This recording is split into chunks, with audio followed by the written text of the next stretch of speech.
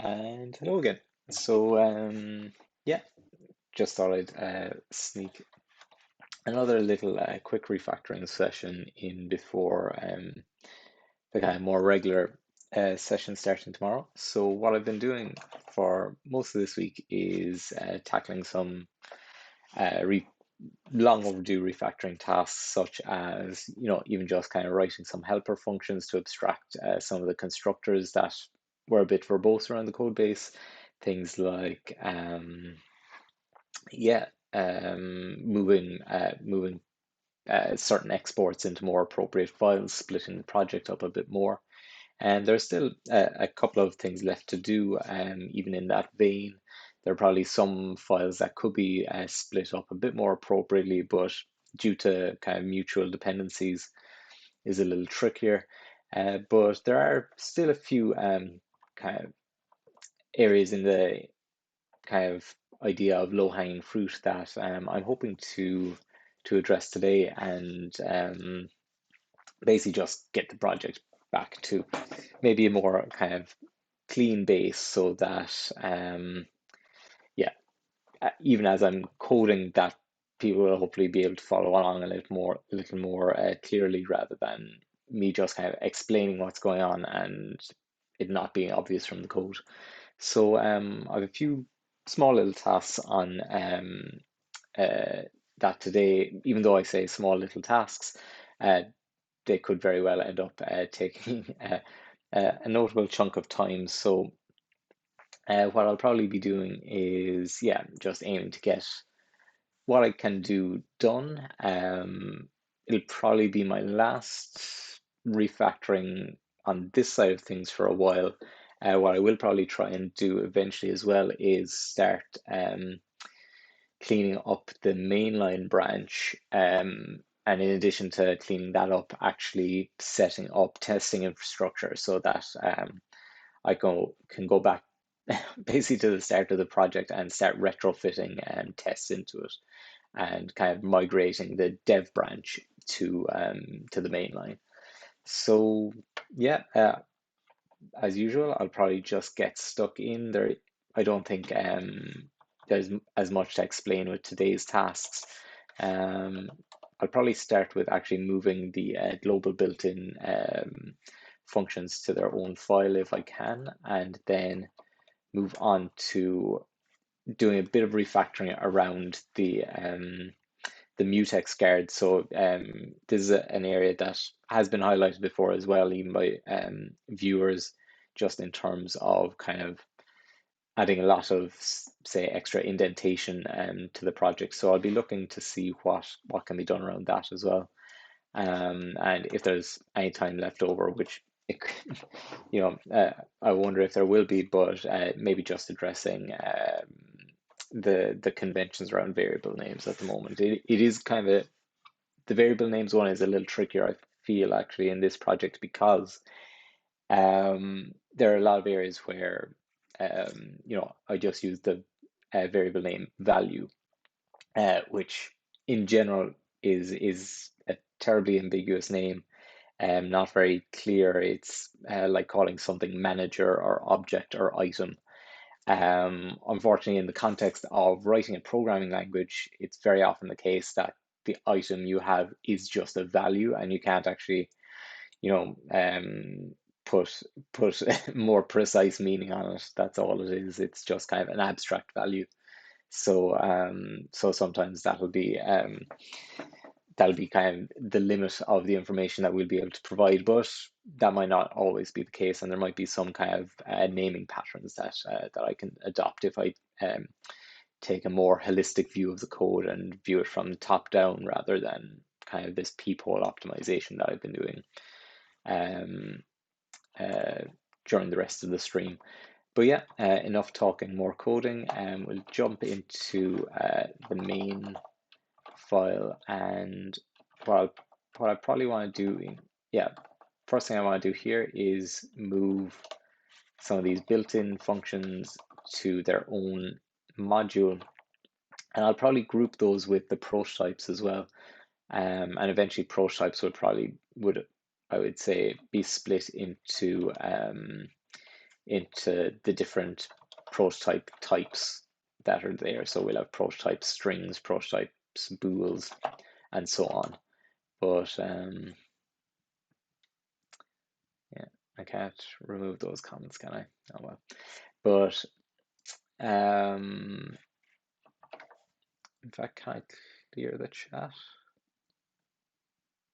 Okay, I cleared the chat, but it still comes up on the screen. Oh well, I'll figure that out later. But I'll probably move.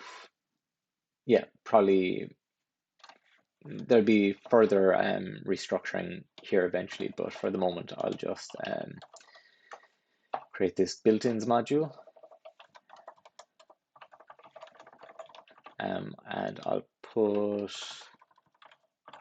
a prototype in there, or prototypes.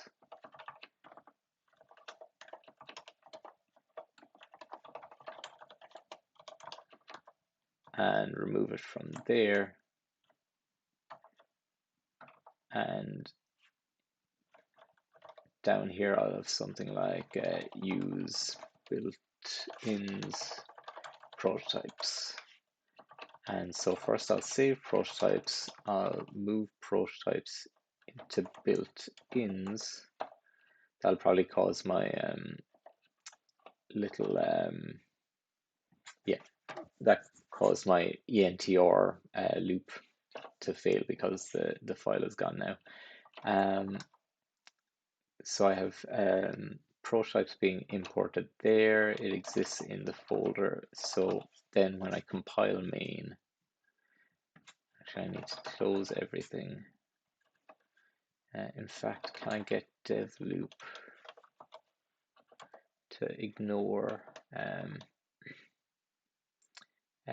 swap files?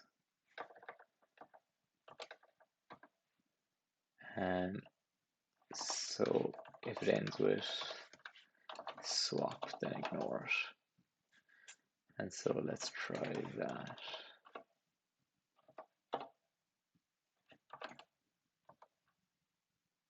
And then if I change file, that'll remove the swap file. Yeah, and that seems to persist. So that's all right. That module is private, so let's make it public. Actually, that's another thing that I might do in a val mod is move the values defined in that file too, if it's straightforward. So prototypes value doesn't exist there, so maybe we'll define that relative to super, or not super, I just replaced it with the same thing, but relative to crate.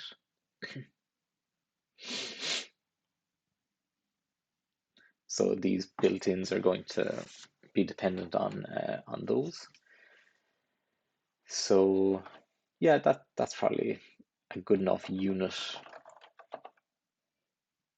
to add here.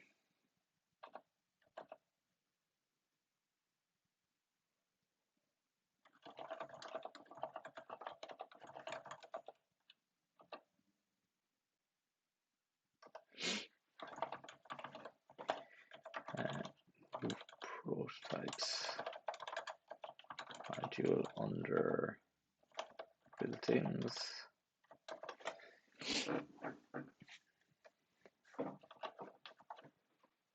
And then built-ins itself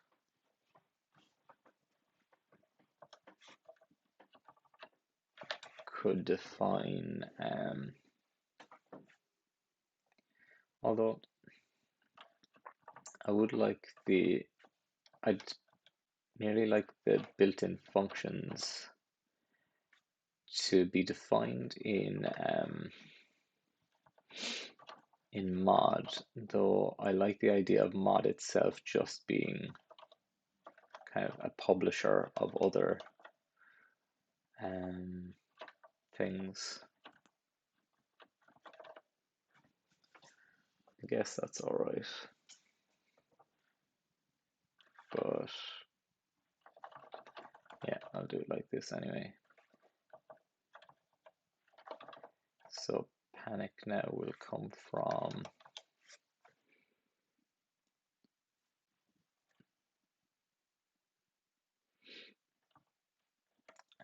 built-ins, or maybe I will put it into its own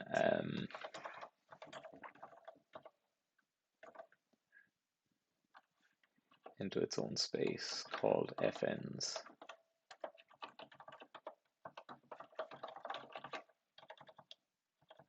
And then from there,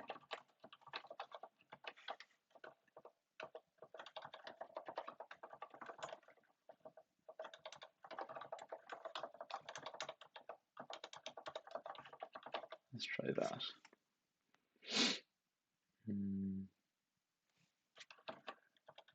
Did I not export it? No, I did.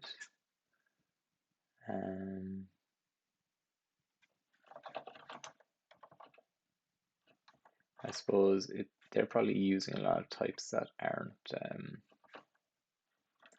I'd probably have to make all of those public too.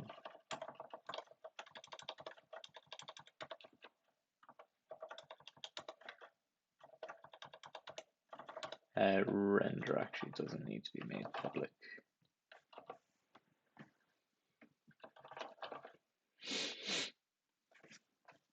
So what's this first issue? Can't find valref with source. Yeah, that'll be similar resolution to prototypes.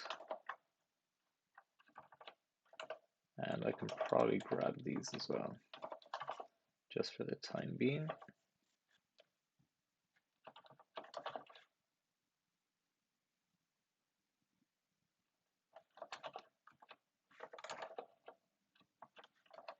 And that's removed the need for a bunch of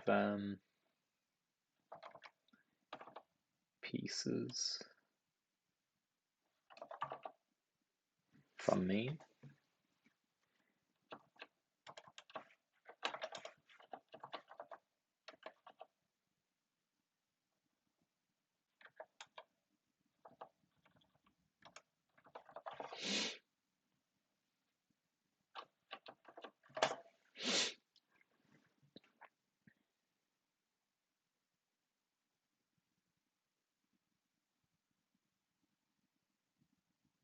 What is happening with the internet quality? Just went a bit strange there. But yeah, that's yeah,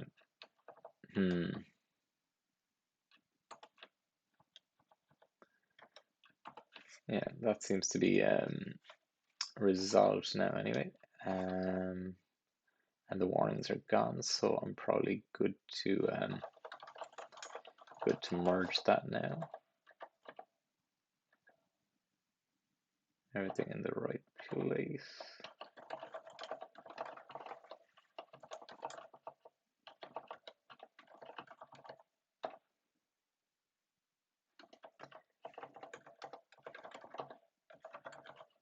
And move global functions into built-ins fns.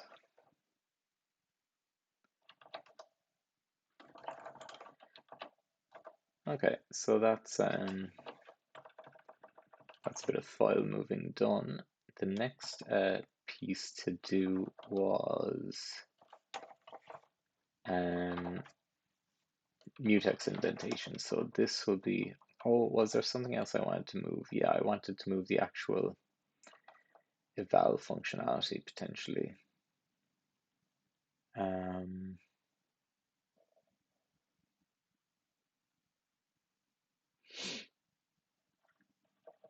I could probably get rid of the pub use by using pub mod value, couldn't I? In all likelihood. So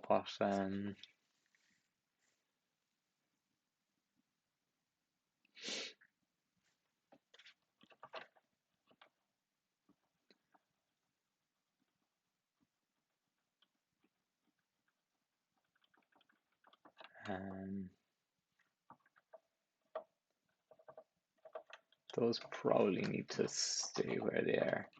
Anyway, let's just try this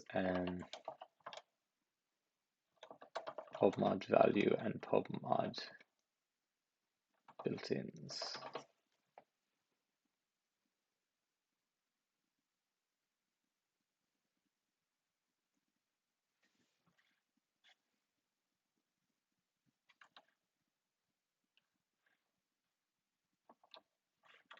Okay, yeah, so what I was doing before was putting those into the local space of the val, whereas what I probably wanted to do or should have wanted to do was something like use eval value. So then if I search for a val around here,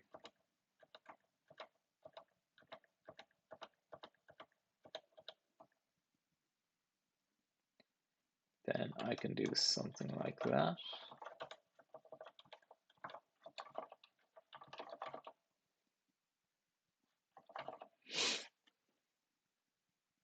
Maybe, no, possibly not.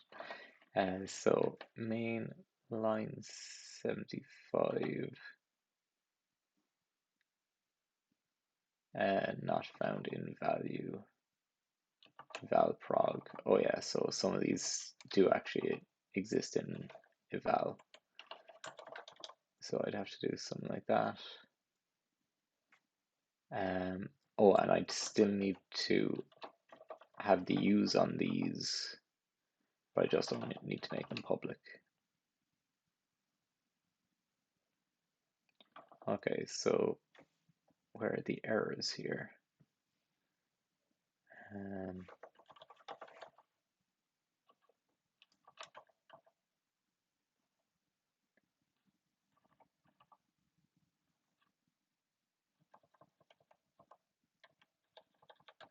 So new int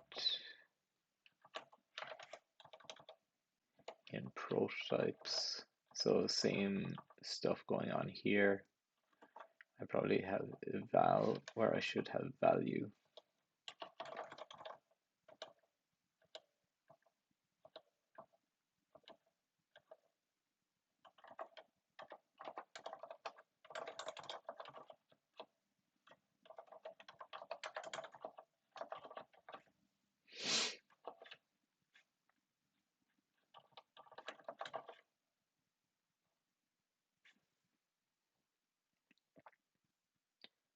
Yeah, and same thing happening in fns.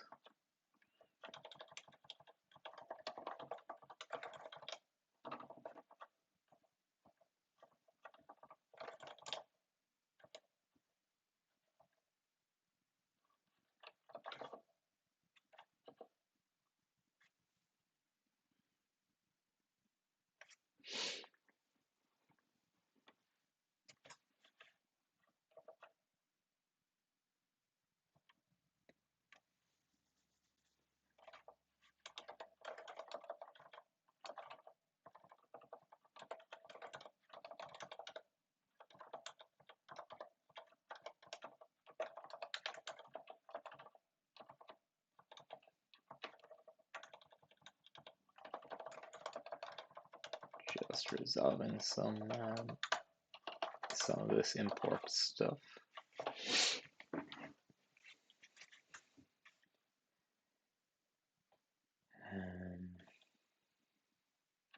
That is in, oops, main.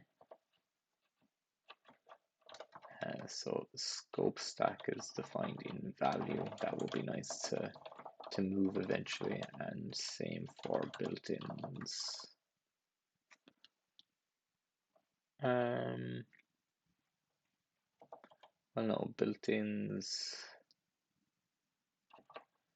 will be defined in the built-ins module itself, isn't it? Yeah.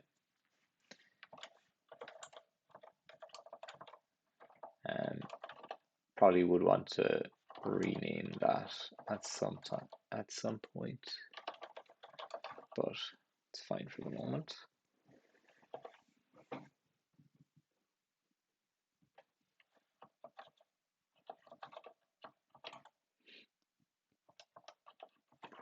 types line 12. That's not defined there, it's defined in built-ins.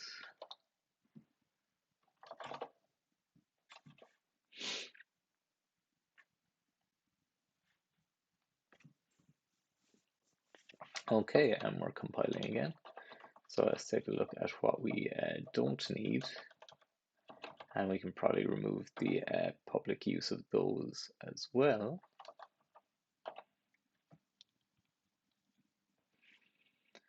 And so 28, so a bunch of these don't seem to be used. So let's remove a chunk of those.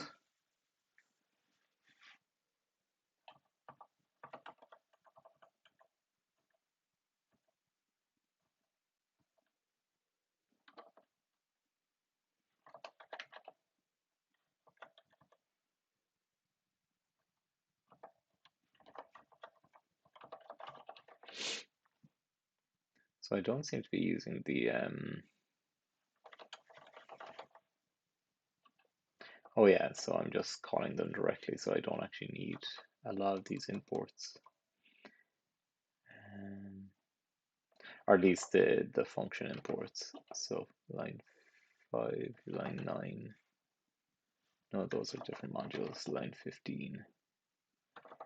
Yeah, don't need that. Built-ins, I do need.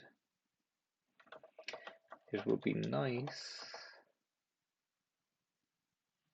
Oh, that's interesting. That is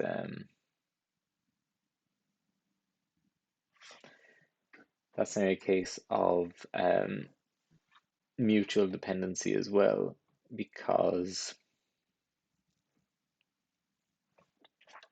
built-ins is defined in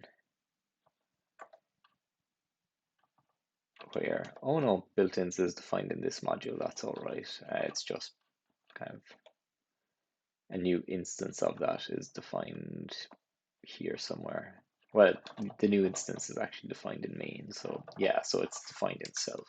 So that's all right.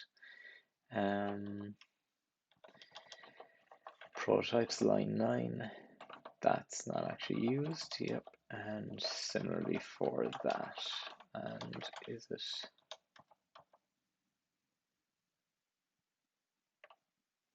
Not sure why that internet connection keeps dropping, but anyway. Yeah, that seems all right. So I'll add all of those.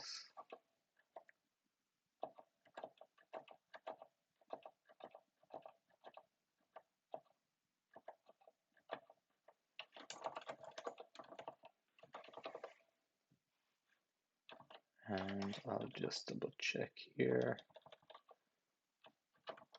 That all looks as I'd expect it to. Yeah, and have I removed all references to super as well? I guess they have references to crate, but I think that's all right. Yeah, so that's all right for the moment, I think.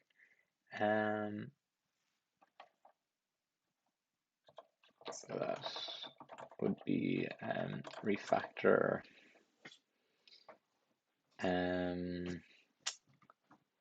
or remove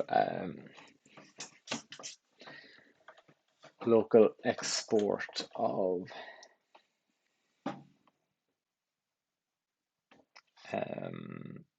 nested module exports.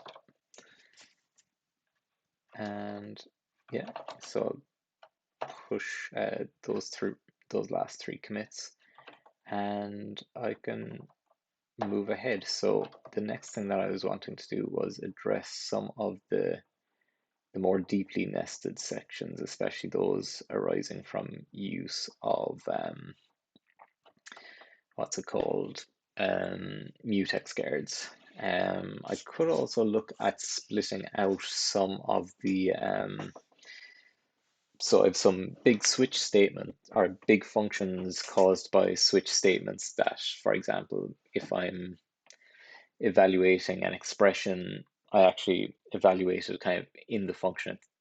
So there's a big switch statement to, or match statement to switch between the different variants of an expression, but then I evaluate them inline instead of doing them in their own function. And maybe that would be something that would decrease the indentation level of some of these things as well. But it would also it would probably also make some of the, it'd make those big functions a lot smaller as well anyway, first off. Um, though for some of these, it's probably all right to have them, if they're, what's that, 20 lines? Yeah, I think some of these are all right, but then for some of the bigger ones, let's see, that's 27 lines. While loop, that's all right. Yeah, for the likes of eval statement for loop, when it itself is reaching 50 lines, then maybe that's an opportunity to clean up a bit. So I'll try that first. Eval statement for.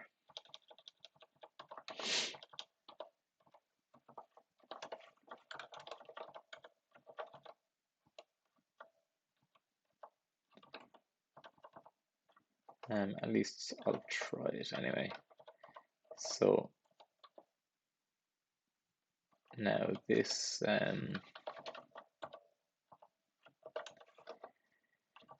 this needs a left-hand side an iterator expression and statements. So I'll be able to get rid of this statement. I'll have LHS, which will be expression, iter, which will be, I think, an expression as well. I'll double check the AST for those definitions. And statements, which is a block.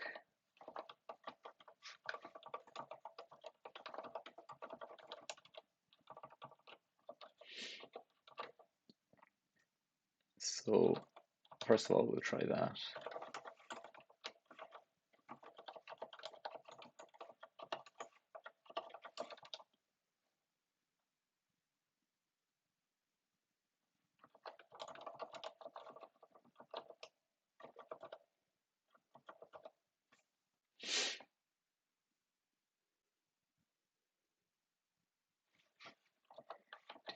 Two.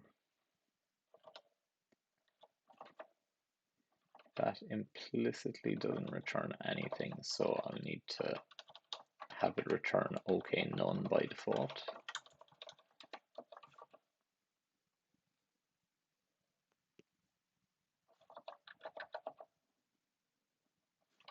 Oh, and it needs to have as well scopes and built-ins.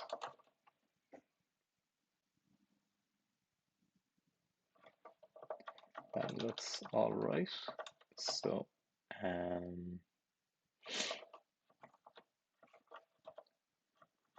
let's see now.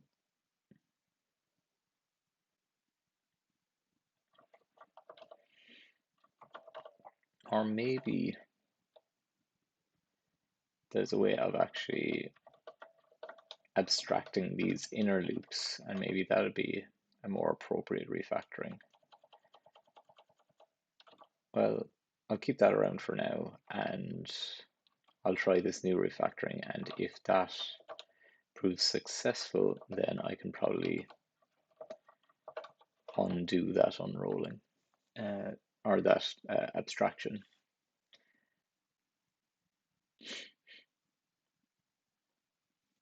So for the list version, we have this. I could probably replace that with an enumeration. The entry is kind of the same operation. We clone the left-hand side and do eval statements. So actually, the two versions are very similar. It's just that when we're going through the loop, the thing that's being turned into a value in this case is an integer index, and it's the value being copied here, and the value being copied there too. So maybe there's a way of simplifying this.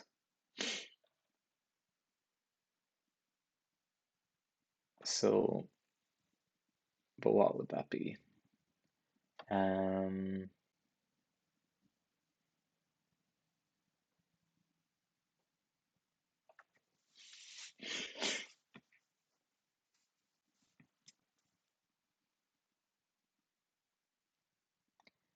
If I can turn it into a list of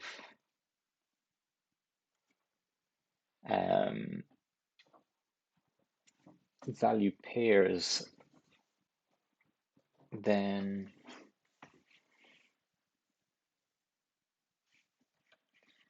let's see.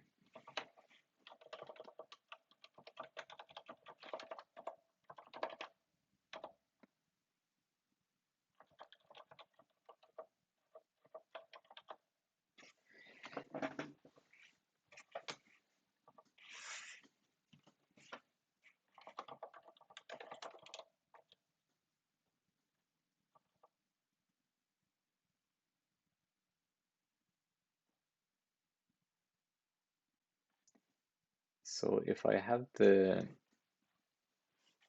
part up here, convert these into a list of values already.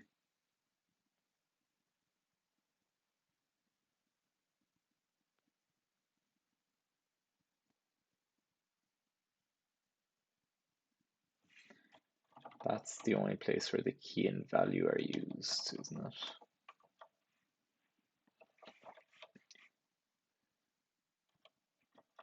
So if I had value, for example, doing props iter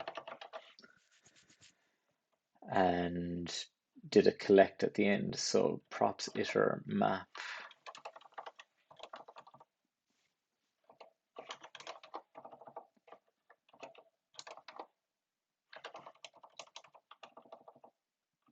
and I probably don't even need to create the list there as well. I can defer that slightly. I could just have it convert to a pair of values.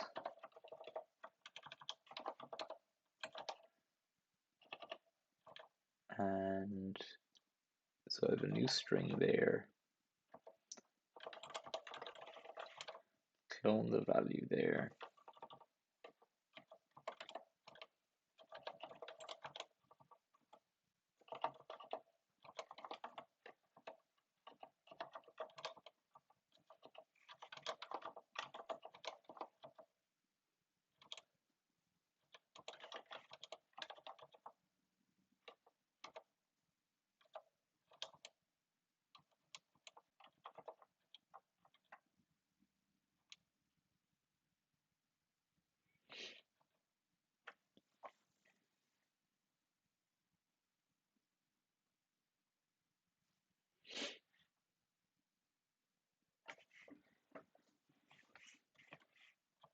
And then down here, yeah, I'll have my key values.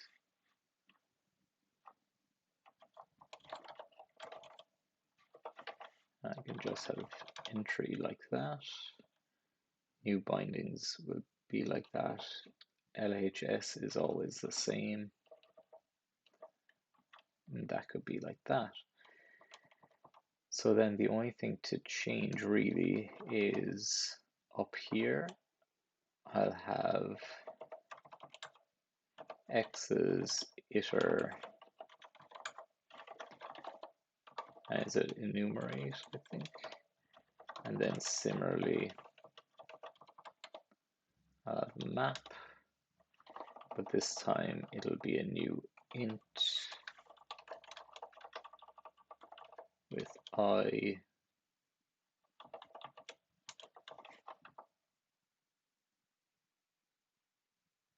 and value is cloned there as well. So let's try this.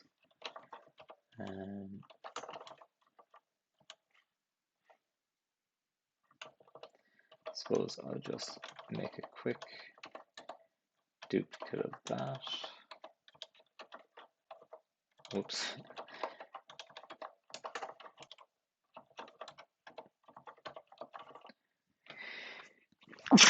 Excuse me. So I'll remove that, and I'll remove that. I can also remove those, I think. And down here, I'll remove that. Have my for loop there. And then create values like that.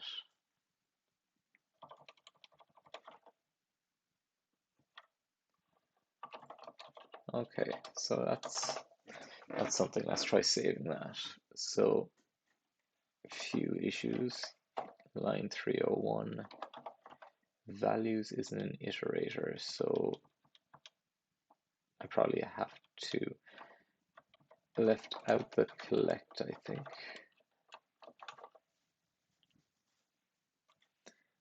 And unexpected token there.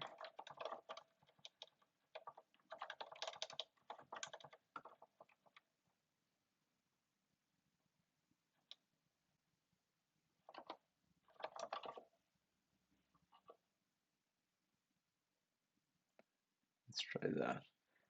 Match arms have incompatible types. This is an enumerate iterator, but the other one is a hash map iterator, so those aren't compatible. Maybe if I collect them before, then they can be resolved to the same type, maybe.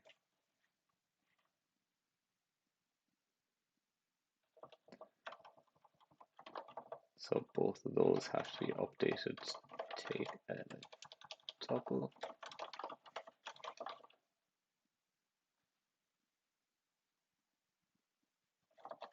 286. Yeah, that I was thinking that's a U size. How did I resolve that before? I was actually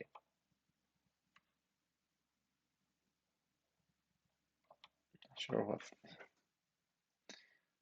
Yeah, just flaky internet today, I guess. But yeah, I need to convert that to a U size.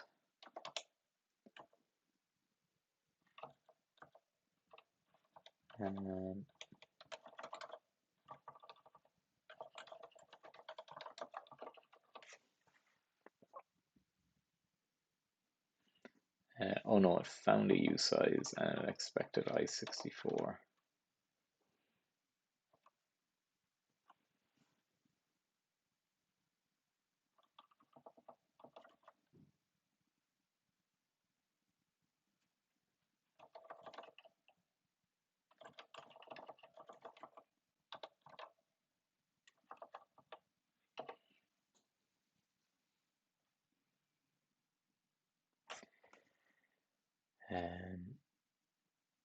So value of type unit can't be built from that. So is the issue that returning an error returns unit, and then the other branches are being given that as well?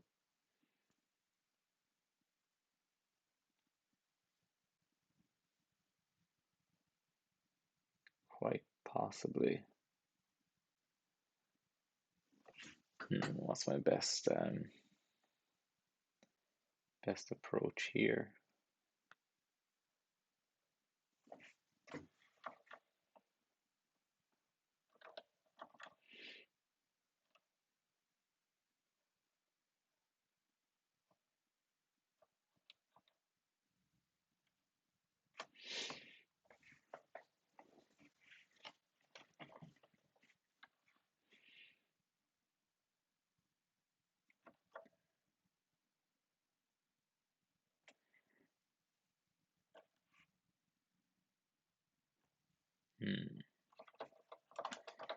Maybe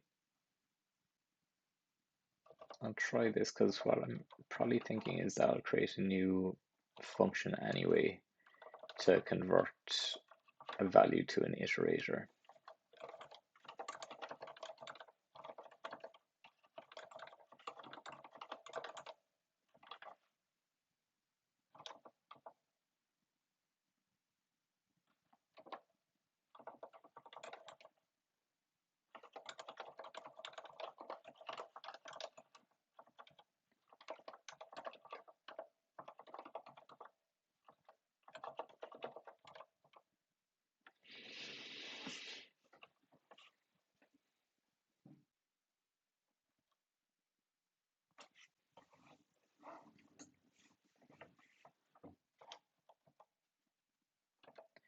Maybe value to pairs.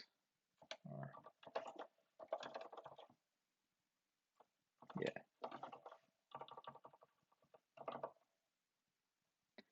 And so it'll be a vector of value pairs.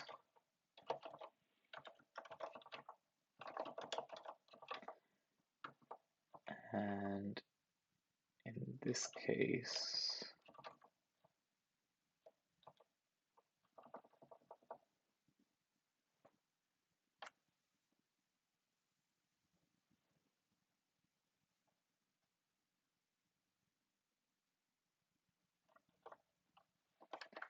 yeah, for the moment, I'll just take that. But I'll probably move the lock out of it.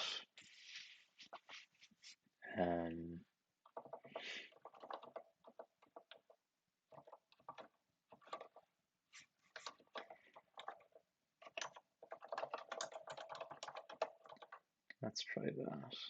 And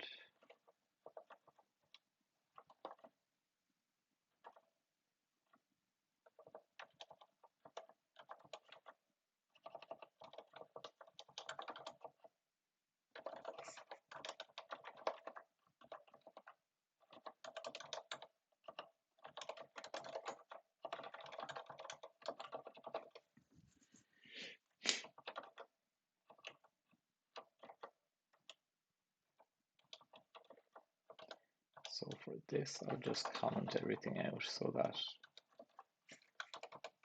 this basically succeeds. And I can focus on value to pairs. 9336.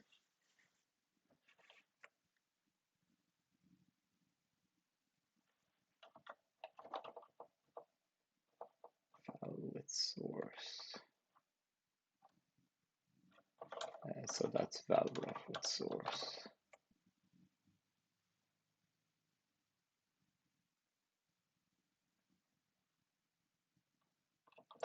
Okay, so that seems to resolve things.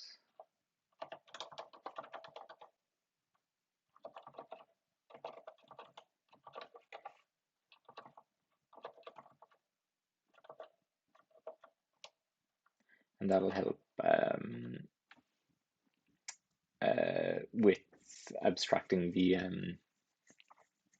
iterator over strings as well. So I'll be able to just put handling for strings in there, which is quite nice. So I'll move, let's see, values and then be made this perhaps.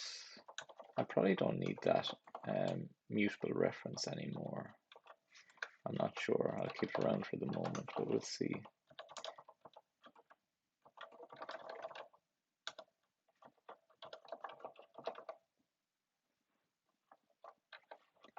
Line 280, yeah, I need a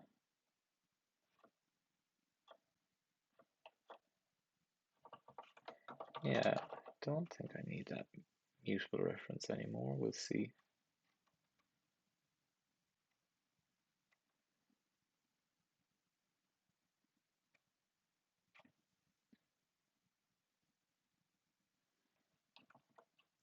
So what's going wrong here? We have a result that we probably need to convert.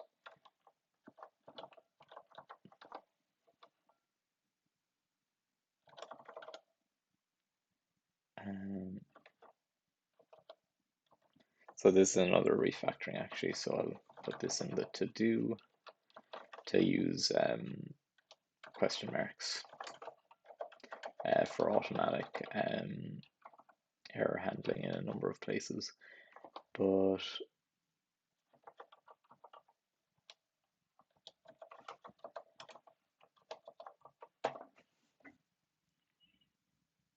try that. Move occurs, so maybe I don't want to move it. Maybe I just want to take a reference to it.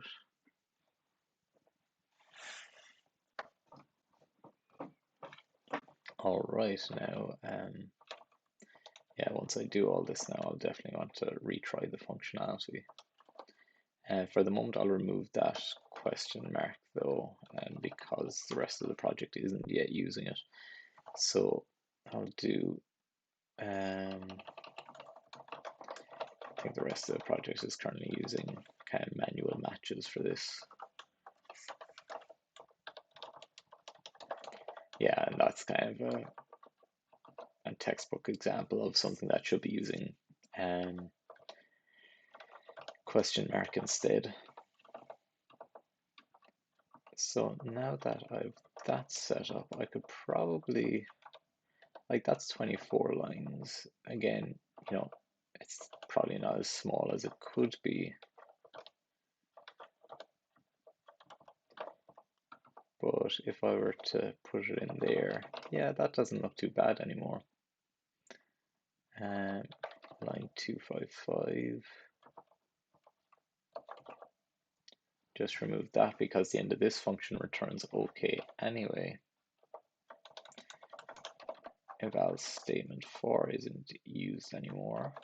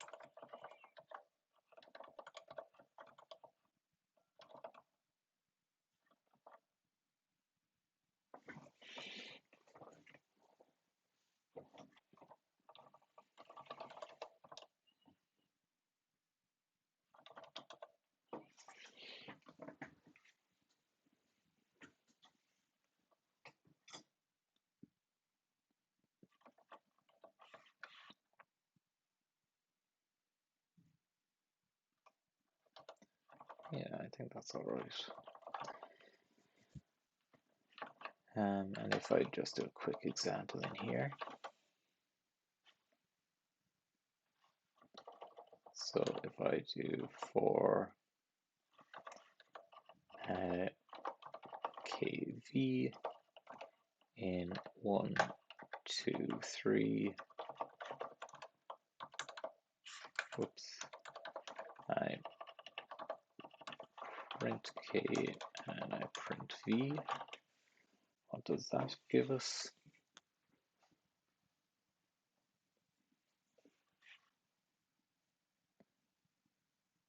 only call functions. That's correct. Those are strings at present.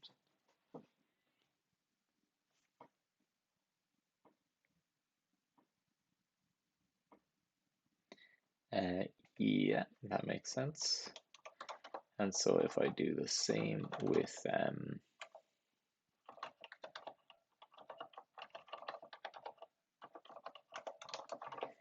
object, let's see how this goes.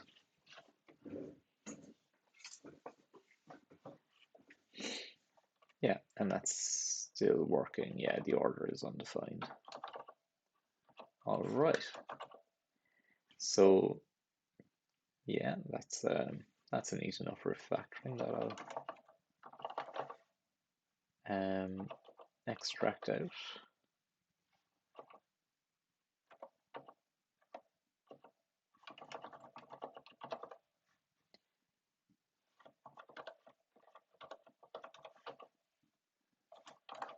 Abstract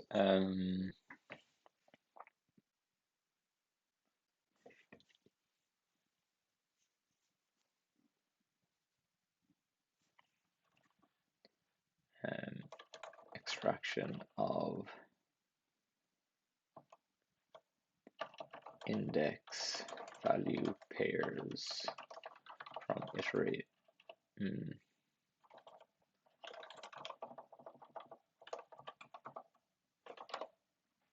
There we go.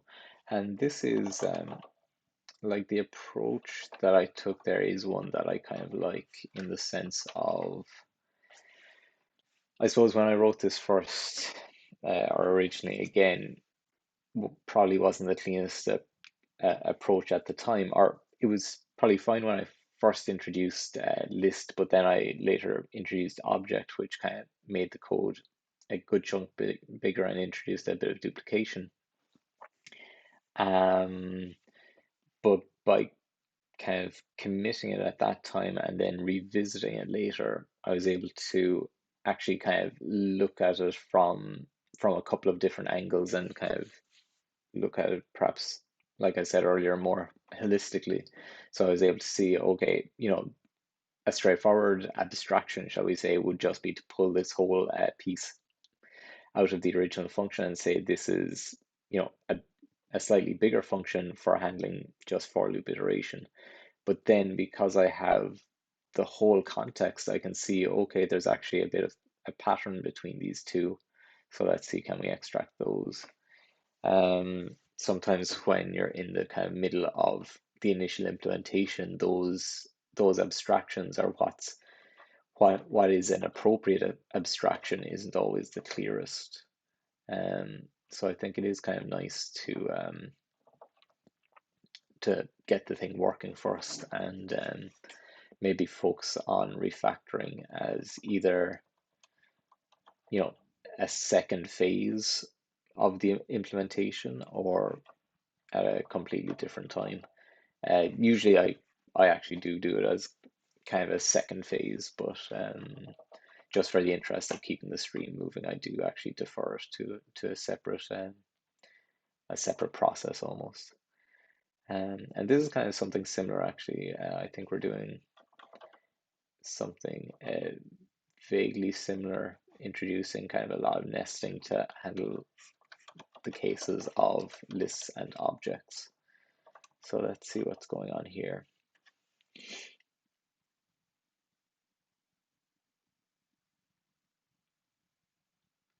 So we have, and here's another, again, slight refactoring that could be done around the place as well. There is a lot of uses of returns, kind of short circuit returns that could probably actually just be changed to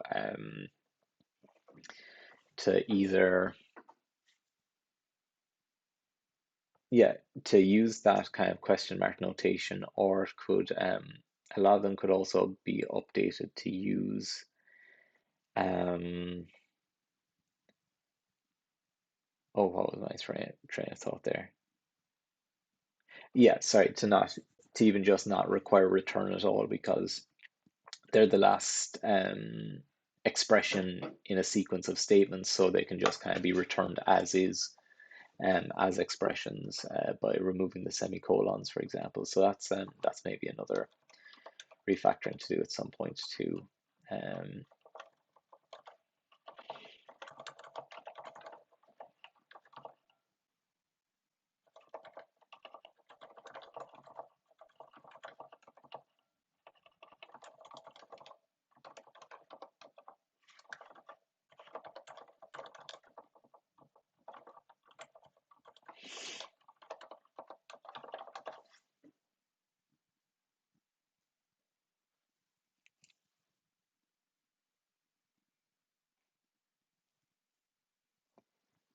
Okay, and maybe,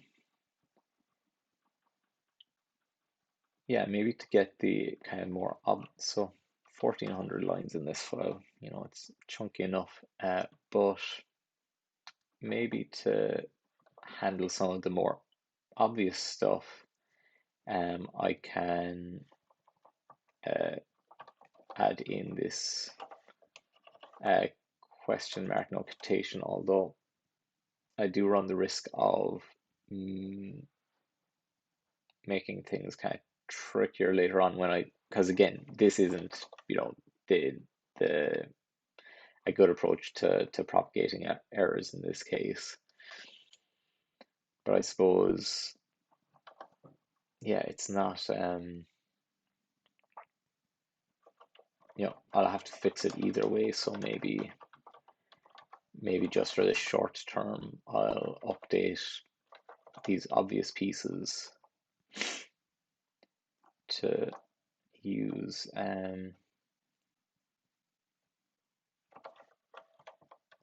question marks. I do kind of like to, the only thing about the question mark notation, especially when it's put at the end of the line like this, I feel like it isn't very obvious. Maybe syntax highlighting helps with that a little bit, but I don't think it's properly highlighted as kind of a fallible piece.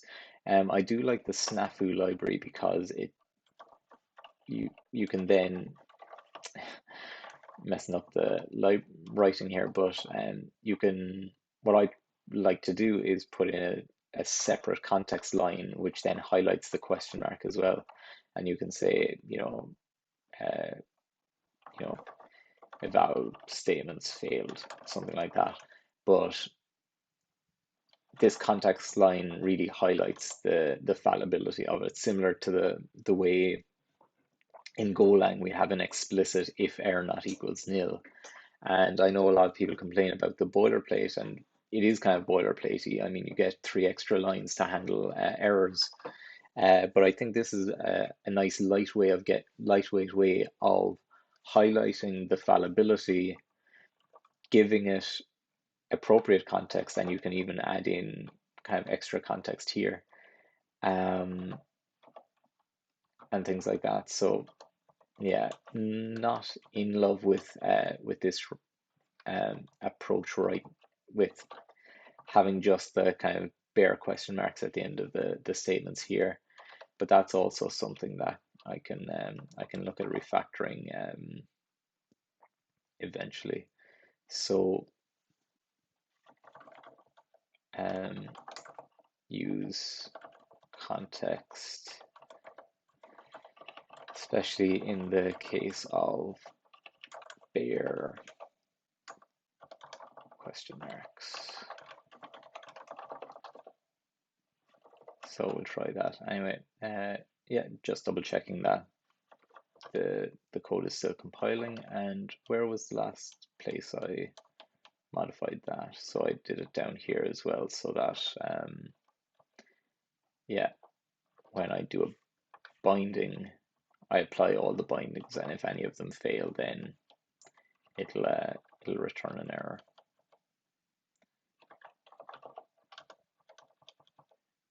So let's see, eval statement. That's so what I can do there, and back. So let's take a look here. So I can actually put a question mark on that, and in this case, And we'll do an if let, and if there's some v, then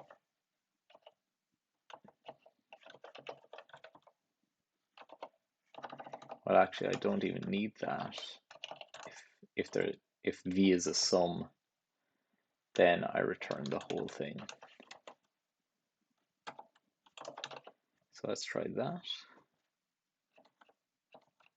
Expected a result, but found an option in that case. Yeah, that makes sense. And if the Docker get script is still working, then that'll highlight that the that return functionality is working as well, because it's printing a value returned from a function. So that is still working, I believe. So let's take a look. Are there any other places where this can be applied? Lots of places, it seems. So there we go.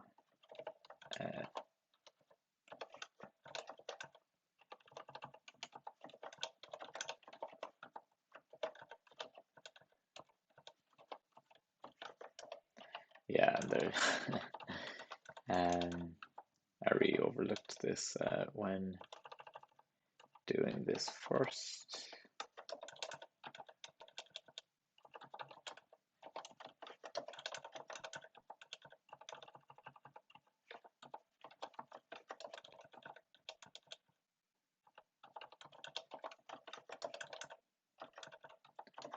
Let's try compiling that. Any issues so far?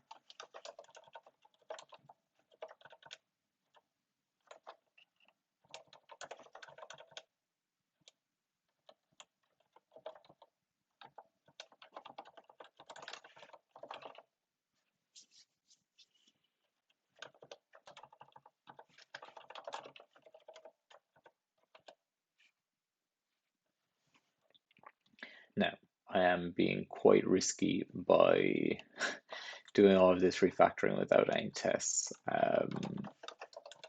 Really shouldn't be, but I do at least have confidence that the type system will catch, hopefully, any obvious flaws that the behavior I have in place, like the changes that I'm doing now, hopefully, for the most part, if I was introducing any changing behavior, that would be caught by the type system.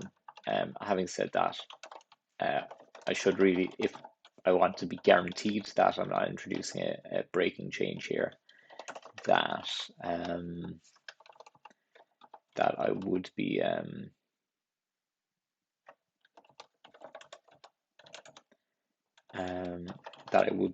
using tests here. But given that this is still very much a work in progress branch as well, you know, it's not too big of a risk, I think. So it's basically just myself playing with this at the moment.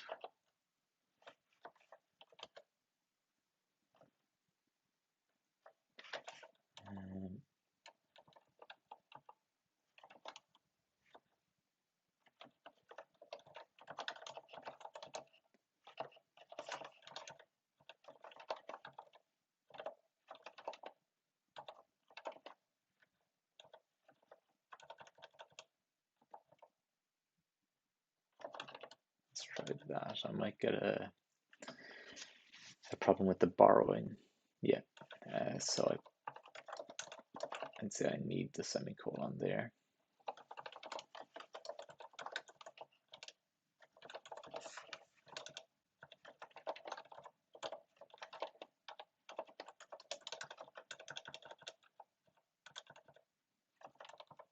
Yeah, so there was a lot of indentation introduced just because of, yeah, the way I was structuring things so far. Now it's an area where I think I'm still going to want to do a bit of work. And I might still be making things worse before I make them better in the future. But this is doing a lot to even help settle the indentation issues that I was having so far.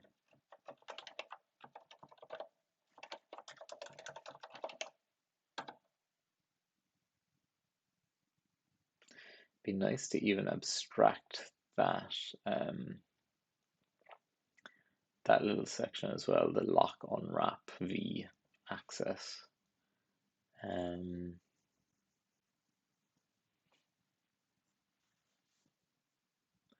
think I might have a I think I might have been doing a little bit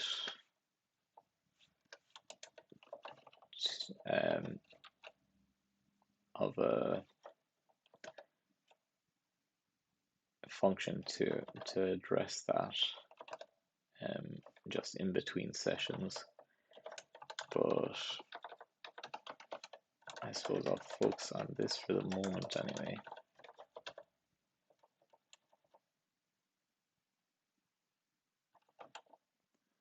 Does bind name return an error?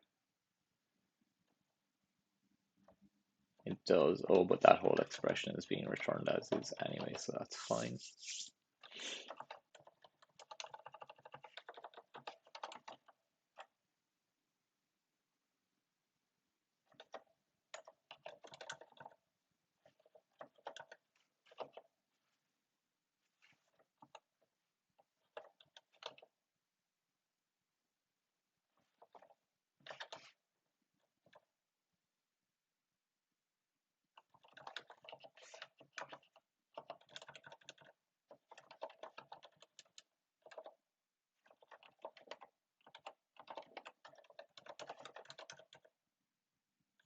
Whoops, did that wrong.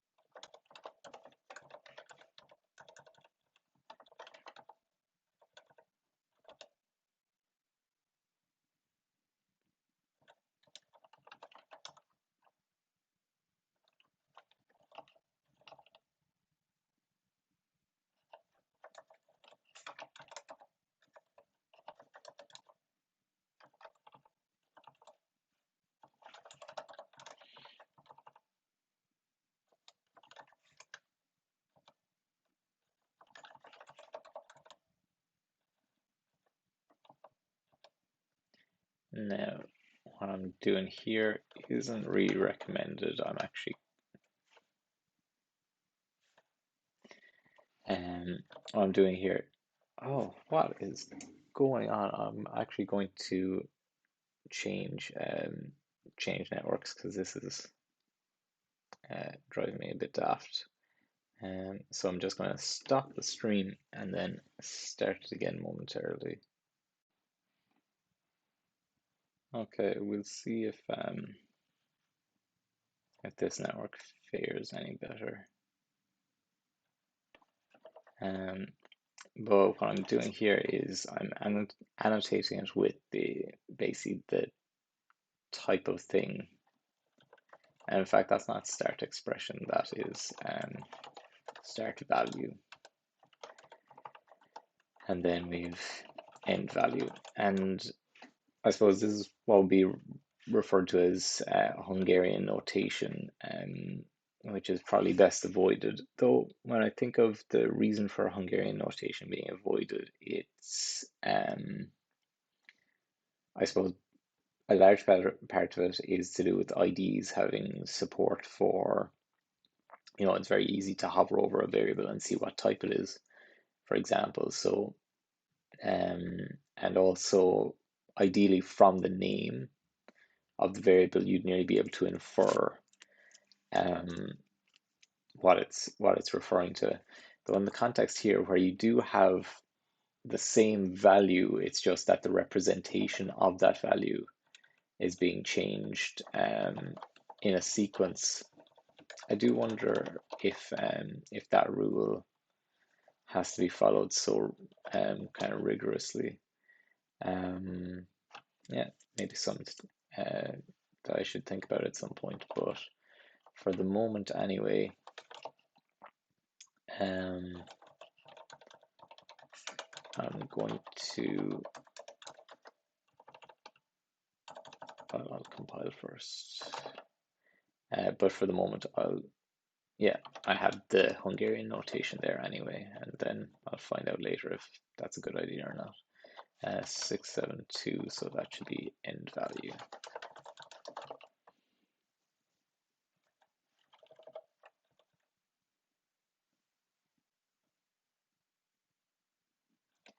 Okay.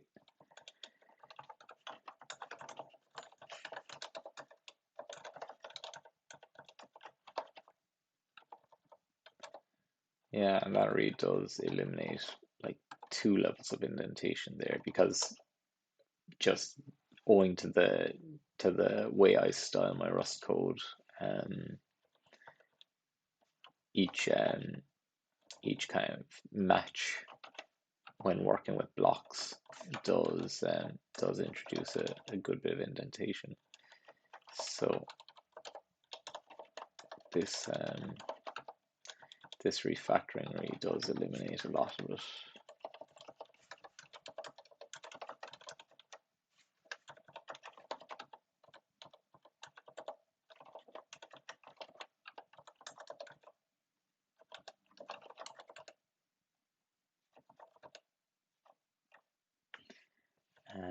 Okay, so we've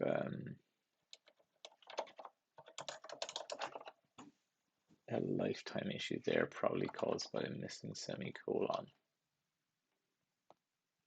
Yeah. All right. Any other areas here where an error can be taken out? Doesn't look like it. And here's probably the hairiest or kind of biggest example of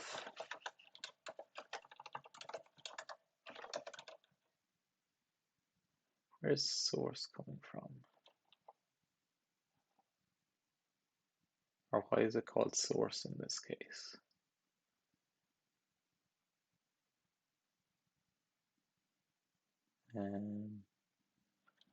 I suppose the place where the index range is being generated from, not sure.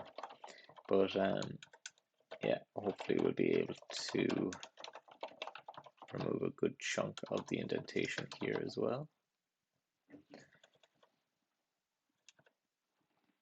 And same story here.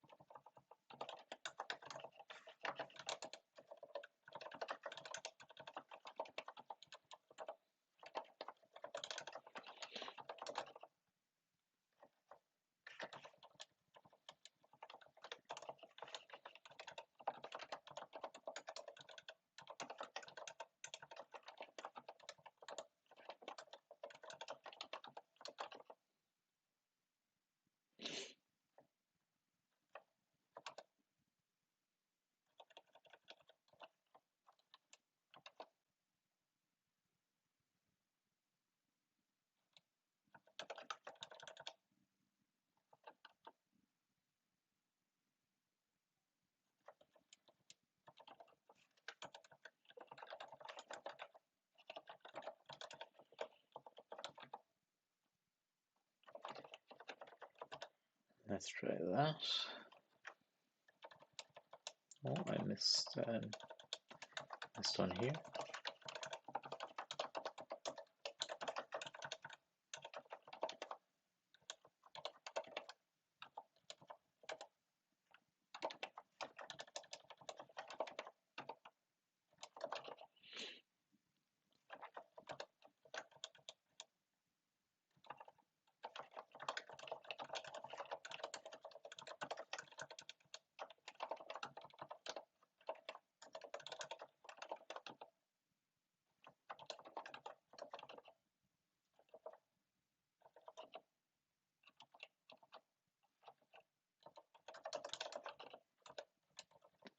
I'll probably have to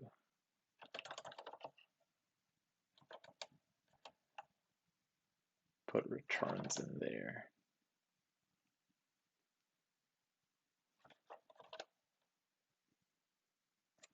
Yeah, because there's a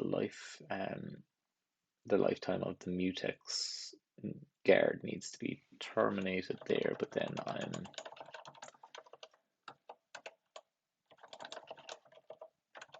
attempting to return values from within it. So I think I'll need to do it like that for the moment anyway. Let's try that.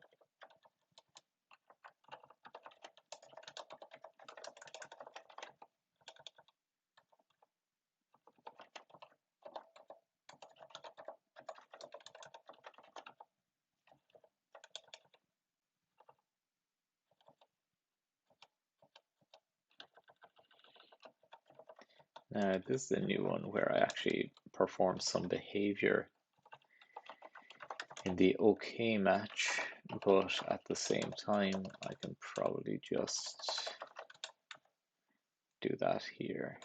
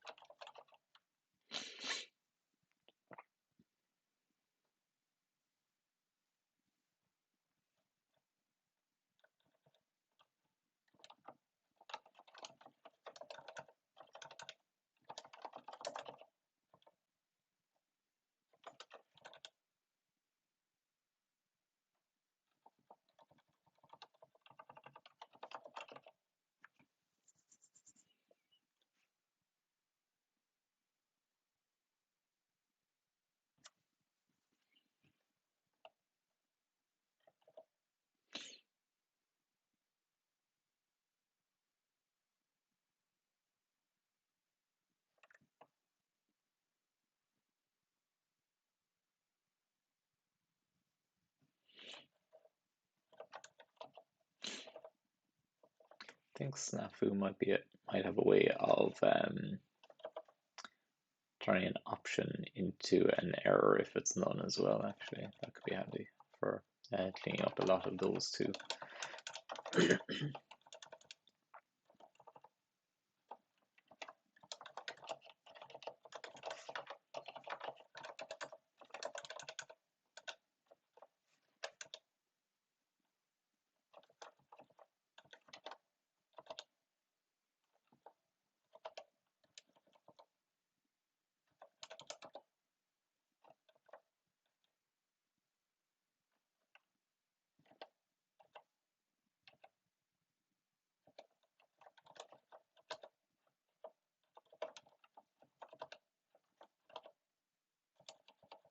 This is a slightly trickier part, actually. I think should probably take this a little slower.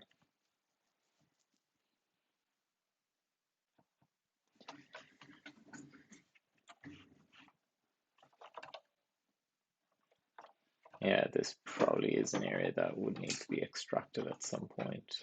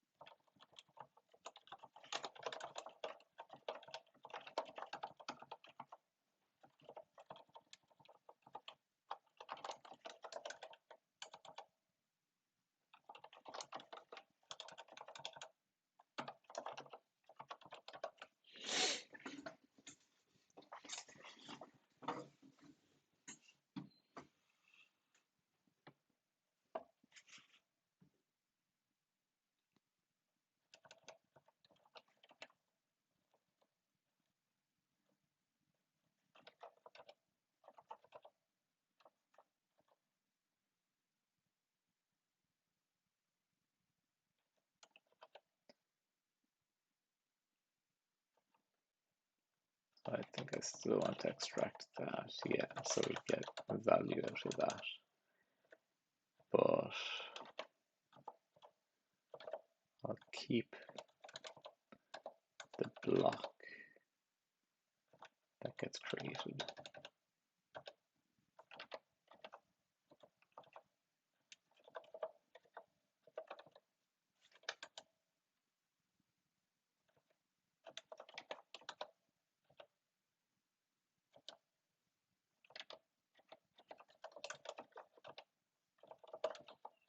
Just to keep the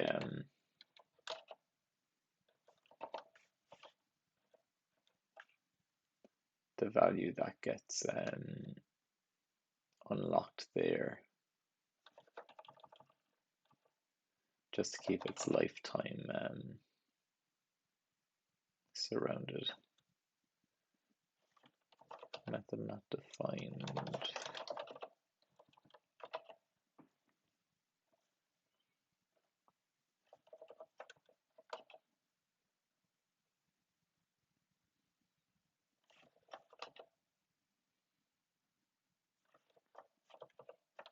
Yeah, I think we're good for that section now.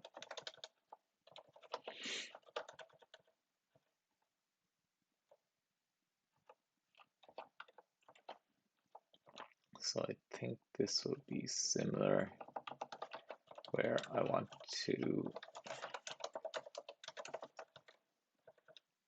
keep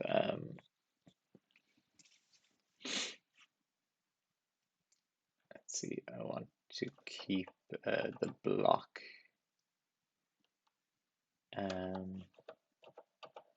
functionality more or less in place.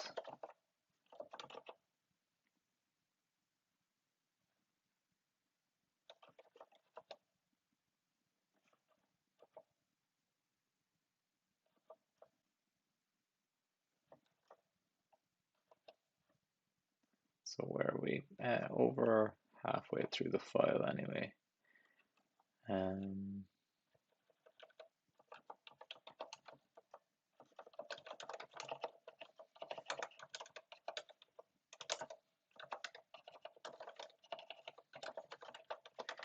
think I saw that kind of Val's push pattern elsewhere as well.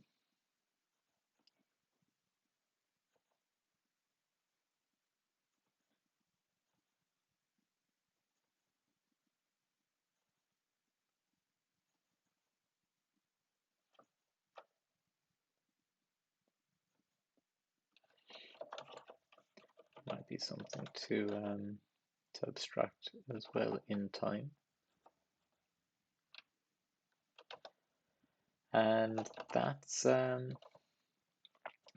that done. So I suppose that's a val, and that's probably the biggest chunk of that kind of code for the moment. I'll just check the other files just in case though.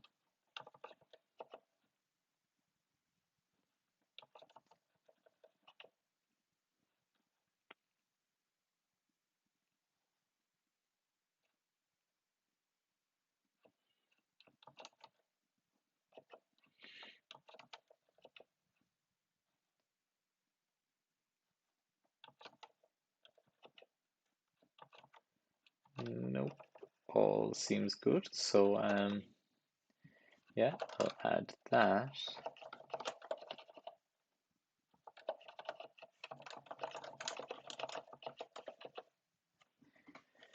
And just do one last check, maybe. Well, I'll see to make sure that the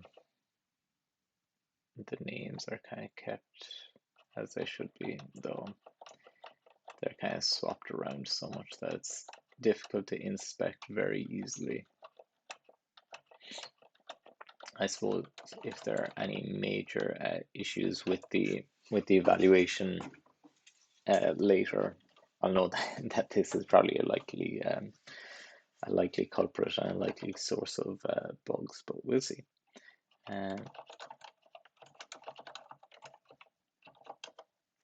Is there a name for that operator actually?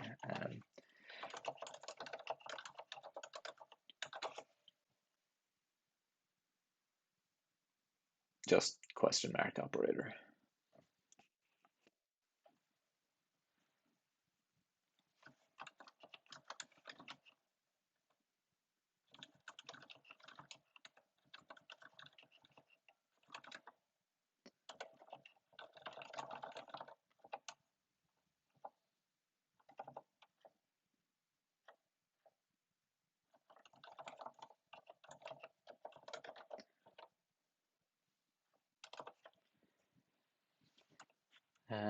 Nice. So in the list of to-dos, that was that one. Remove return from statements that are final expressions. Yeah, maybe I'll take a look at that if it's not too tricky. I don't think like I think there are a lot of areas where,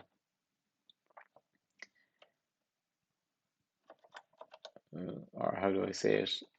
I think in general the code is good for um, returning expressions directly where it can. Um,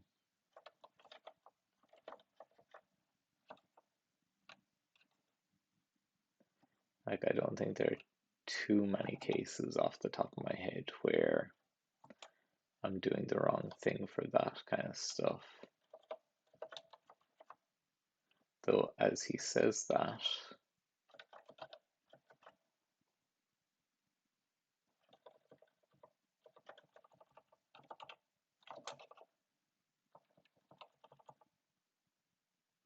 no.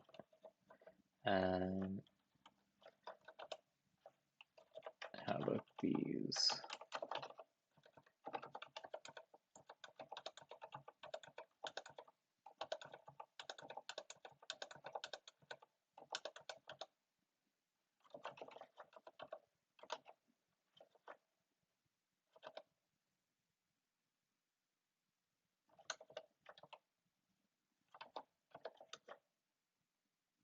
Oh, and there's an if error that I missed.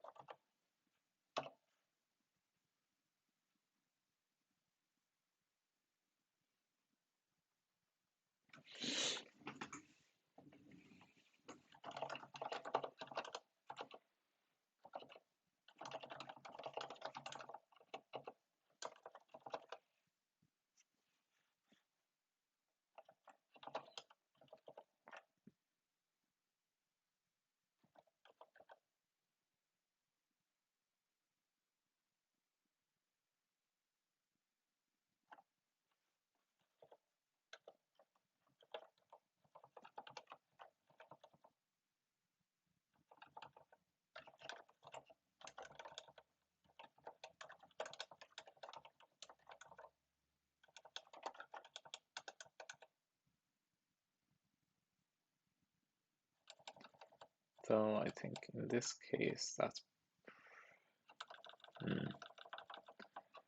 that's probably slightly more idiomatic.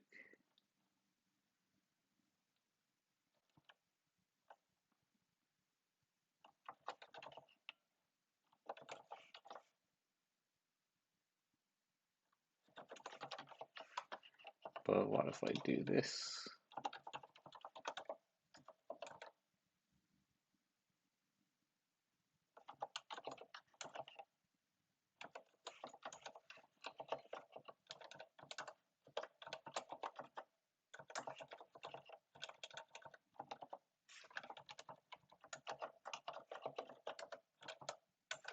Even though I'm actually winding up with a lot more lines.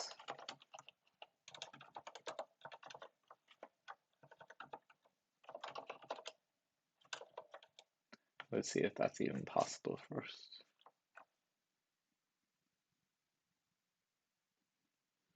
Yeah, maybe I'll just leave that as is.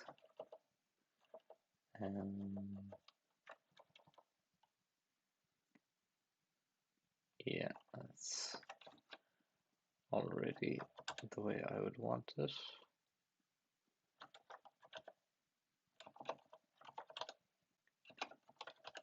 Now there's a lot going on in here, isn't there? That's probably something to rectify in time.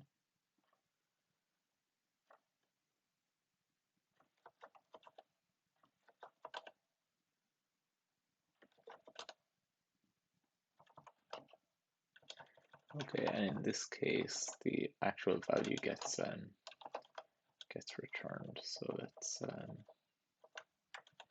So there's probably a lot of opportunities for correcting things in here. So range is all right, I think. There's probably an opportunity in index though.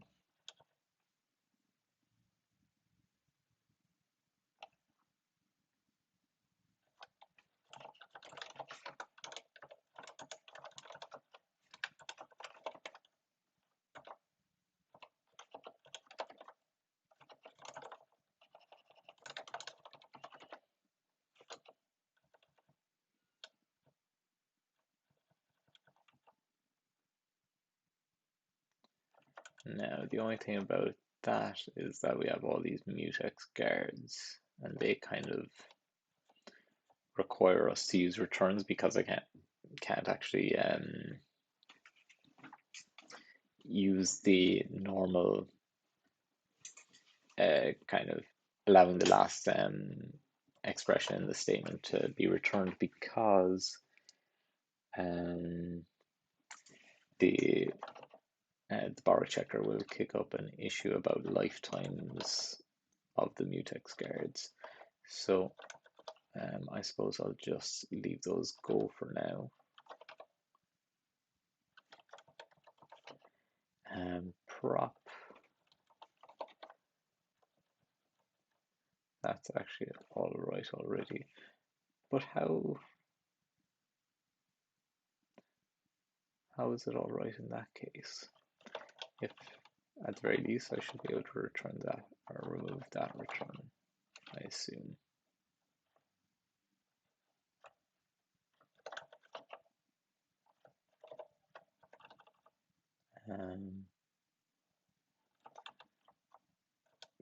Can I do this? In fact, this is probably something I attempted a few minutes ago, was it? Yeah, borrowed value doesn't live long enough. Well, that's curious that doesn't require the semicolon at the colon at the end. I'll keep it in there just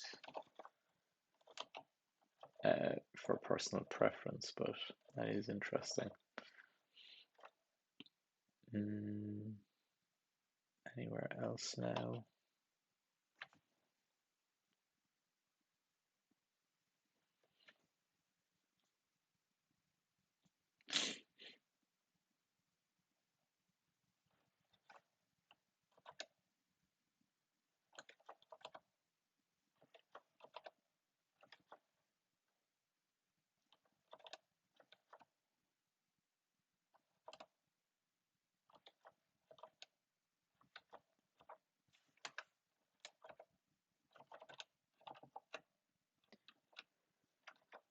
All seeming good so far.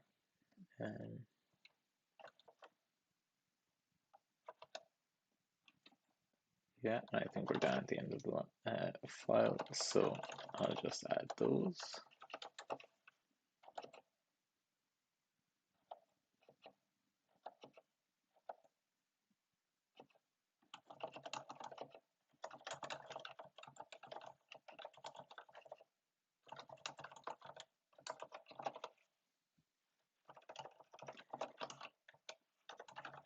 So let's take another look at the to-do. Yeah, and then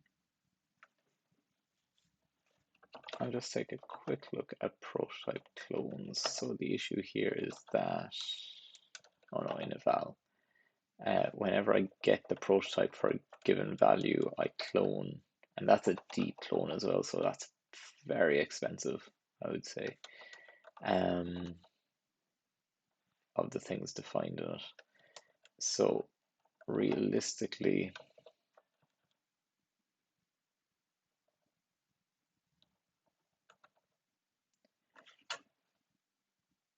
what I should be doing is ideally returning and oh, Hi, Togglebit, and hello, Uncle Scientist. Thanks for, and Bear do, thanks everyone for joining and for your comments. Oh, it's Rust Brigade. Uh, Writing Rust in Rust? Not quite. I'm writing my own programming language in Rust, but yeah, still writing toggle raid. Nice.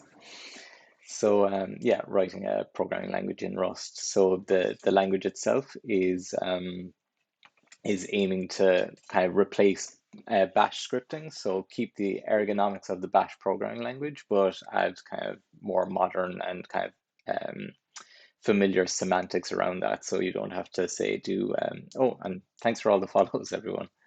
So that you don't have to do the usual IFS magic to try and split a string and sibling to fish, quite possibly. Thanks for tuning in, Togglebit. Um, Fish, I'm actually not too familiar with fish. It probably is similar in some ways. I know that fish does try to adopt those kind of curly brace syntax, kind of this typical C style syntax. Um, Following the compiler's book, as in the Dragon book, I suppose, truth be told, no. I'm just kind of writing this from scratch. I have attempted the Dragon book before.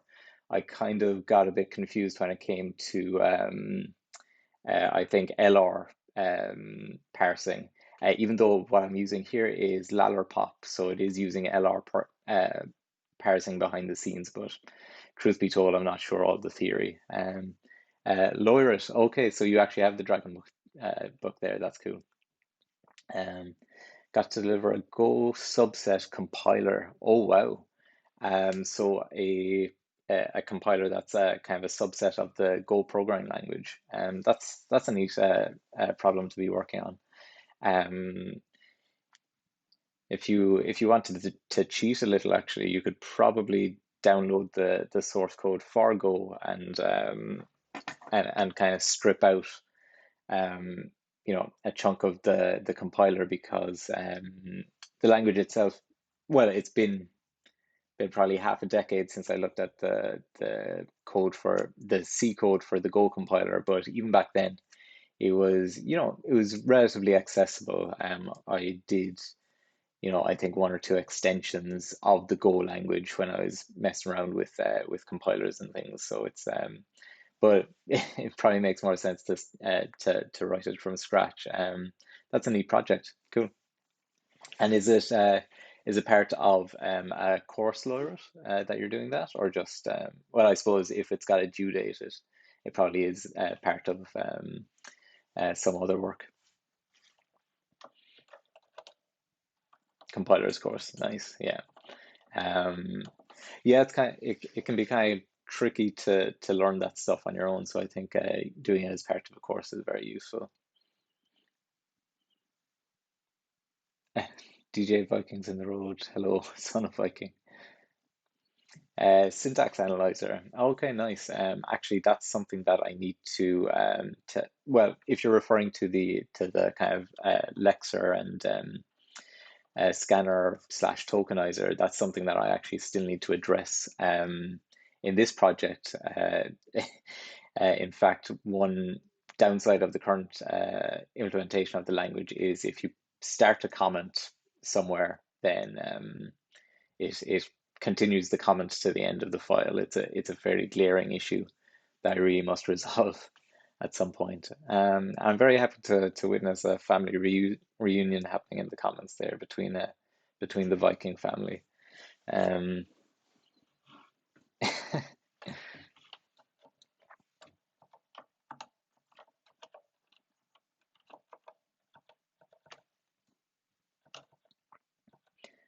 I suppose it's pretty appropriate that it would happen in this channel as well, given I suppose given I am doing this stream from Ireland and Ireland being a, a Viking landing place. So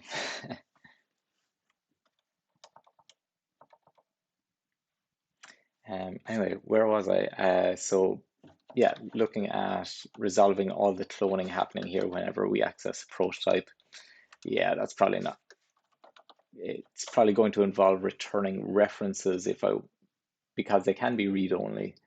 I'm just wondering what's the best way of working around the lifetimes and things like that. So if I had yeah, let's see how tricky this would be to do. So if I had so first of all, if I did have a lifetime here, I'd need to have something like this, I think. Let me just double check lifetime syntax, or anyone in the chat can, if anyone in the chat can remind me of the syntax for the programming language I'm using, that would be great too.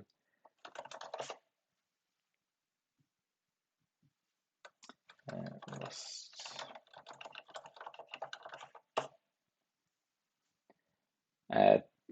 Thanks, SpookJ.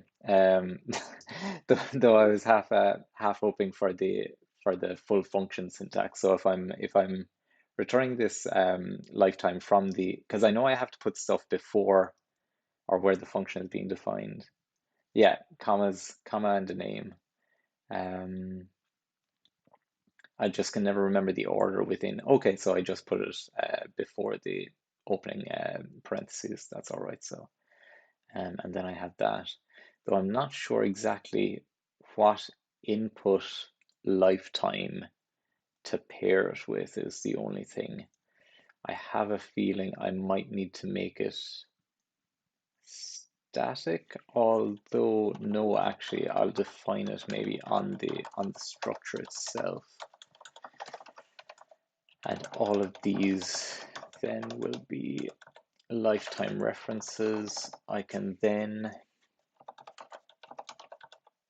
return those hopefully, and I think I'm only using this in one place, so I shouldn't have to modify a big load of code to try and play around with this. But if I was able to remove those clones, that would be very nice. And yeah, that's a lot of errors, but hopefully they'll point me in the right direction.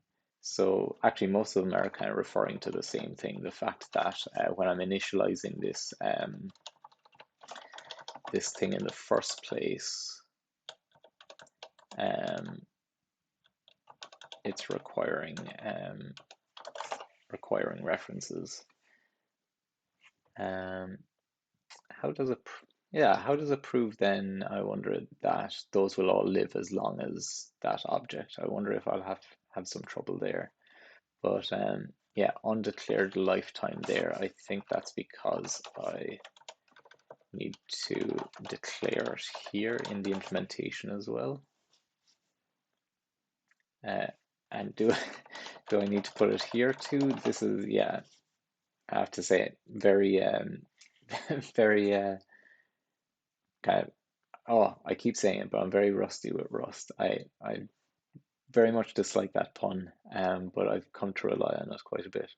So here we expect a lifetime parameter, yes, so that means built-ins is also going to be requiring a type parameter too, or a lifetime parameter. And where is that defined? That's defined in built-ins prototypes. Oh yeah. Oh yeah, that's what I had down there. And so that means I'll have to, yeah, and then what's that going to bind the lifetime to? I'm not sure. Can't return value referencing temporary value. Oh, but yes, so the values themselves, yes. I'm being very silly entirely.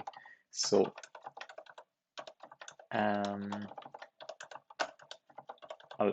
so these objects are still going to be owned by the prototype. Oh, but then where are the lifetimes? Okay, so then the lifetimes aren't defined on that. Can I say the lifetime of, whoops,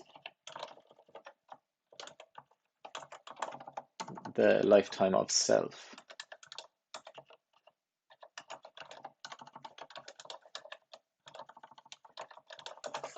Let's try that.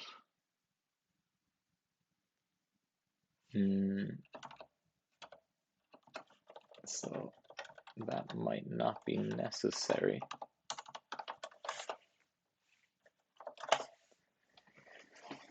And eval built-ins line 45 expected reference. Oops.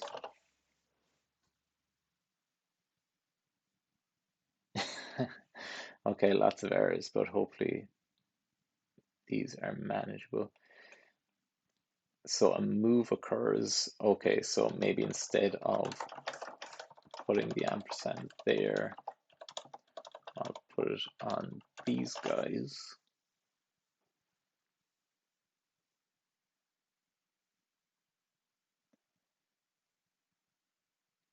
Oh, and I didn't even have to update the calls to these to this function, because so I was returning not a reference before, but I suppose Rust probably automatically dereferences.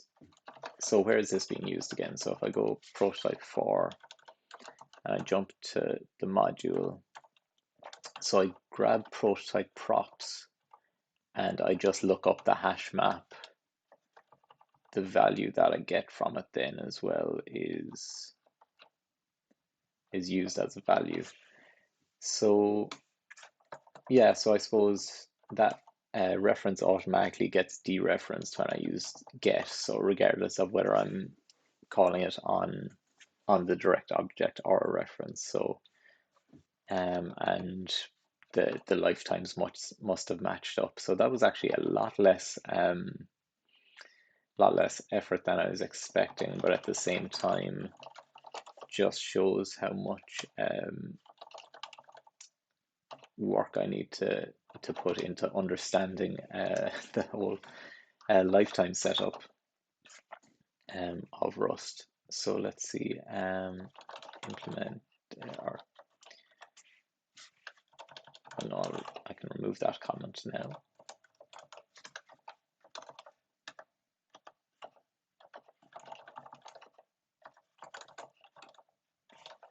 Return reference from prototype 4 instead of cloning.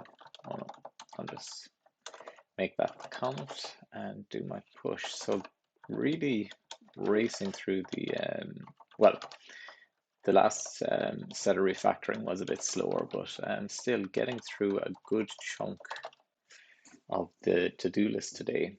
So mutex indentation then, yeah, that could be a tricky one. I'm not sure if I'll get much of that done. Looking at the variable names, this I certainly won't be getting to today. So yeah, so maybe I'll give it another 10-15 minutes, see if there's something to be done with the variable names, if there are any. In fact, I'll look at index range, because that was kind of one of the areas of where there was a lot of indentation, though using the question mark operator did resolve a lot of the indentation issues. But one thing that would still be very much nice is to be able to kind of work around this this kind of repeated pattern of kind of matching on an unlocked mutex guard, matching the type, and then, although at this point that's actually the indentation there really has been removed a lot by the question mark operator.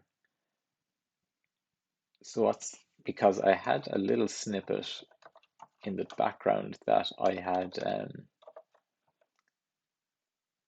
I've been working on, and actually, oh yes, so that not only does that unlock the or get a lock on that mutex value, but it kind of takes advantage of the fact that whenever I am doing that locking, it's in general it's paired with a call to eval expression. Now, one issue with it is that it does take a closure, and the way I format my closures in general, I'll probably, there's a high likelihood that I'll introduce as much indentation as I'm removing. So there's a little snippet of code that I wrote in between streams. Oh, thanks for the follow, BassNL. So, so there's a little bit of code that I was developing between the streams, just again to address or to try and refactor things and address some of the kind of heavy indentation that I was encountering. It was also again playing with closures because they are, I find, a little trickier in Rust, especially coming from things like JavaScript, Go, and Haskell even, where it's very natural to write, whereas in Rust you have to be careful of function signatures, what variables you're capturing from the outside scope. You potentially have to be aware of, I think there's a send trait that's blocked me on a couple of occasions when working with closures. So it really is a tricky topic, but I was able to get something resembling a helper function developed, and it's this with eval expression function, and that would essentially kind of abstract, well, basically just these two lines now that I look at it. Again, it was more powerful before because there were more lines before, and it was handling a couple of them. But yeah, essentially what it'd be doing is it would be evaluating the expression. This was actually doing the doing the equivalent of the question mark notation. So I'd actually replace that with that. And that's probably where a lot of the benefit from this refactoring came from. And then it was running the closure function with the evaluated expression.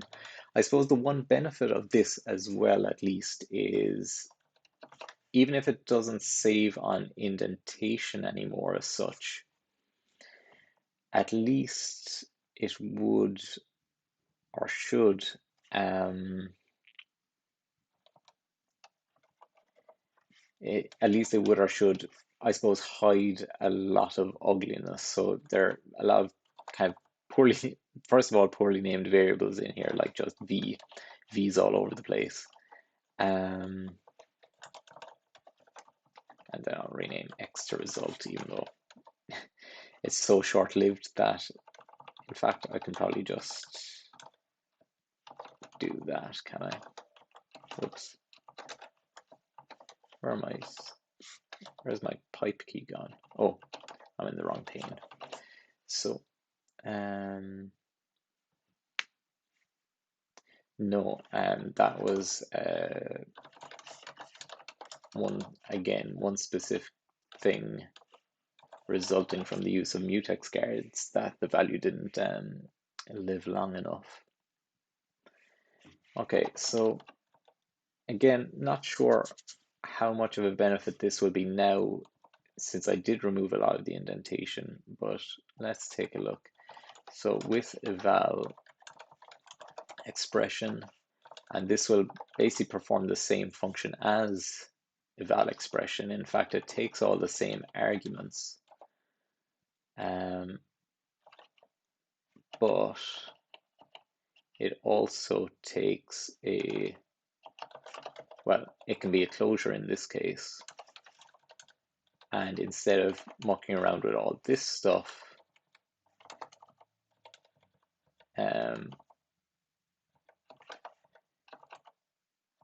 then I just get the V directly, and I can do the same thing. Although I'm actually, at this point now, I'm actually introducing an extra layer of indentation, because this match, which is currently in the outer scope, or the outer indentation level, that match itself now gets indented. So to get the same level of benefit, I would actually need to use a macro at this point. And I wonder, again, like, macros aren't something that I'm going to be taking out that frequently, not just because they're kind of like a separate language nearly, and I feel like they're a little trickier to use. But at the same time, because these eval expressions, yeah, if I take a look at how eval expression is used throughout the code base, I can see that more often than not, it is paired with a call to with a match statement. And it would be nice to be able to abstract that, in fairness. Although, having said that, there are probably plenty of instances where it isn't paired with a match. So maybe that would be premature optimization, actually. There are some areas that would benefit from it, but then there are plenty of areas that wouldn't. What would and then if I am just kind of thinking along those lines of using a macro, what would the syntax of such a macro look like? So if I were to refactor this area, for example, so in general, it's always going to be, oh, thanks for the follow, void M0. So in general, I'm always going to be matching scopes and built-ins, or those are going to be the local variables defined in basically all of these evaluation functions. So I don't really need to copy those into this macro section. The thing that really changes from call to call is the third parameter. So if I go back to where I was, so in this case it's expression, and even the fact of, the fact of whether it's a reference or the direct object, that changes from call to call. And then within it, we'd have the match. So our kind of abstraction of this, it could be abstracted down to this potentially. And I'd have some kind of syntax up here for define this new abstraction, which would call a val expression with scopes and built-ins. It would do a question mark operator on the result, and then it would, well, that's another thing as well, actually. Does the result need to be a mutable reference or a regular reference, or any of those, any of the above? And that might be something that needs to be specified here as well. So at the very least, I might need to specify something like, again, just messing around with some imaginary syntax. But if I had expression there, and there might be mutable something there, and I could have match expression, and let's see. So I could have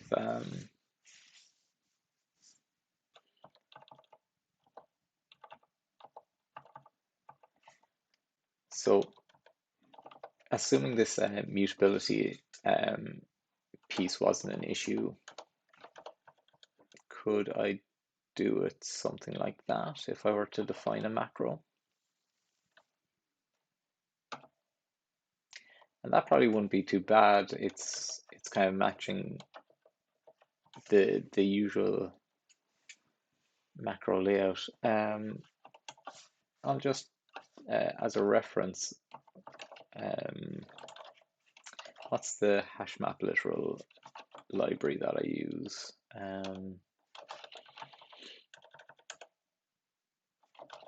Oh, it's defined in cargo toml. No, I don't use it in here. I use it in my depend project though. Oh no, that's cross. Assert cmd regex maplet. Oh yes.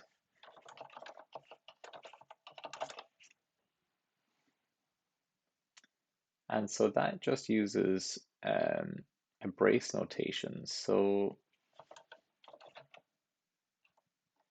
I wonder if I'd be able to use something similar like this.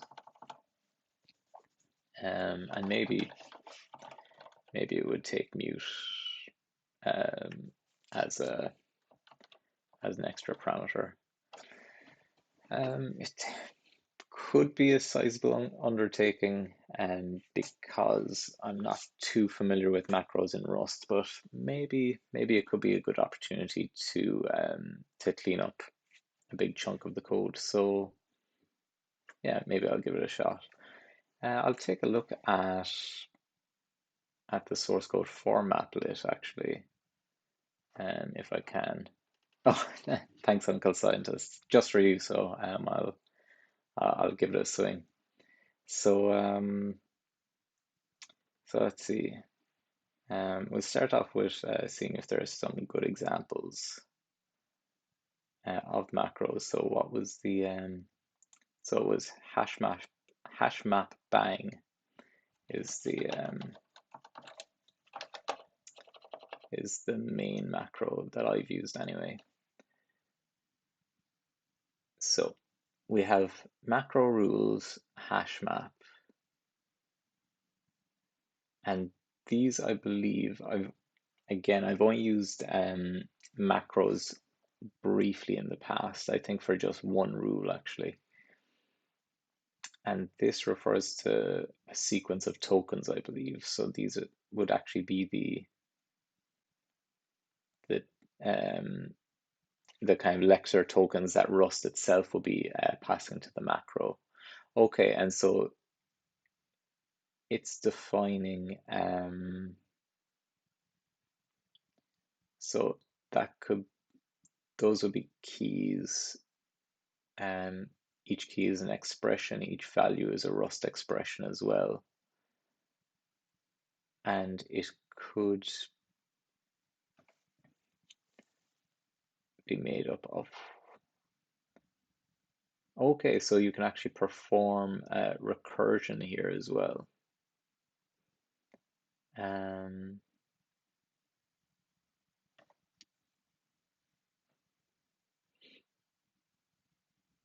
Let's see, and is there an easy way as well of Rust testing macros? I assume you can do macro expansion.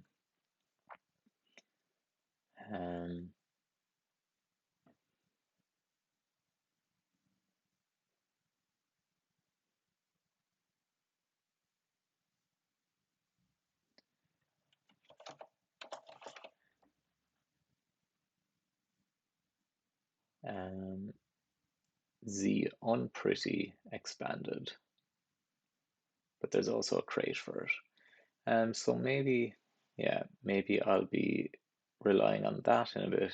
Cargo expand. Oh, interesting. So I can potentially just do, so if I, what's the name of my container that I'm running all this in? So if I go into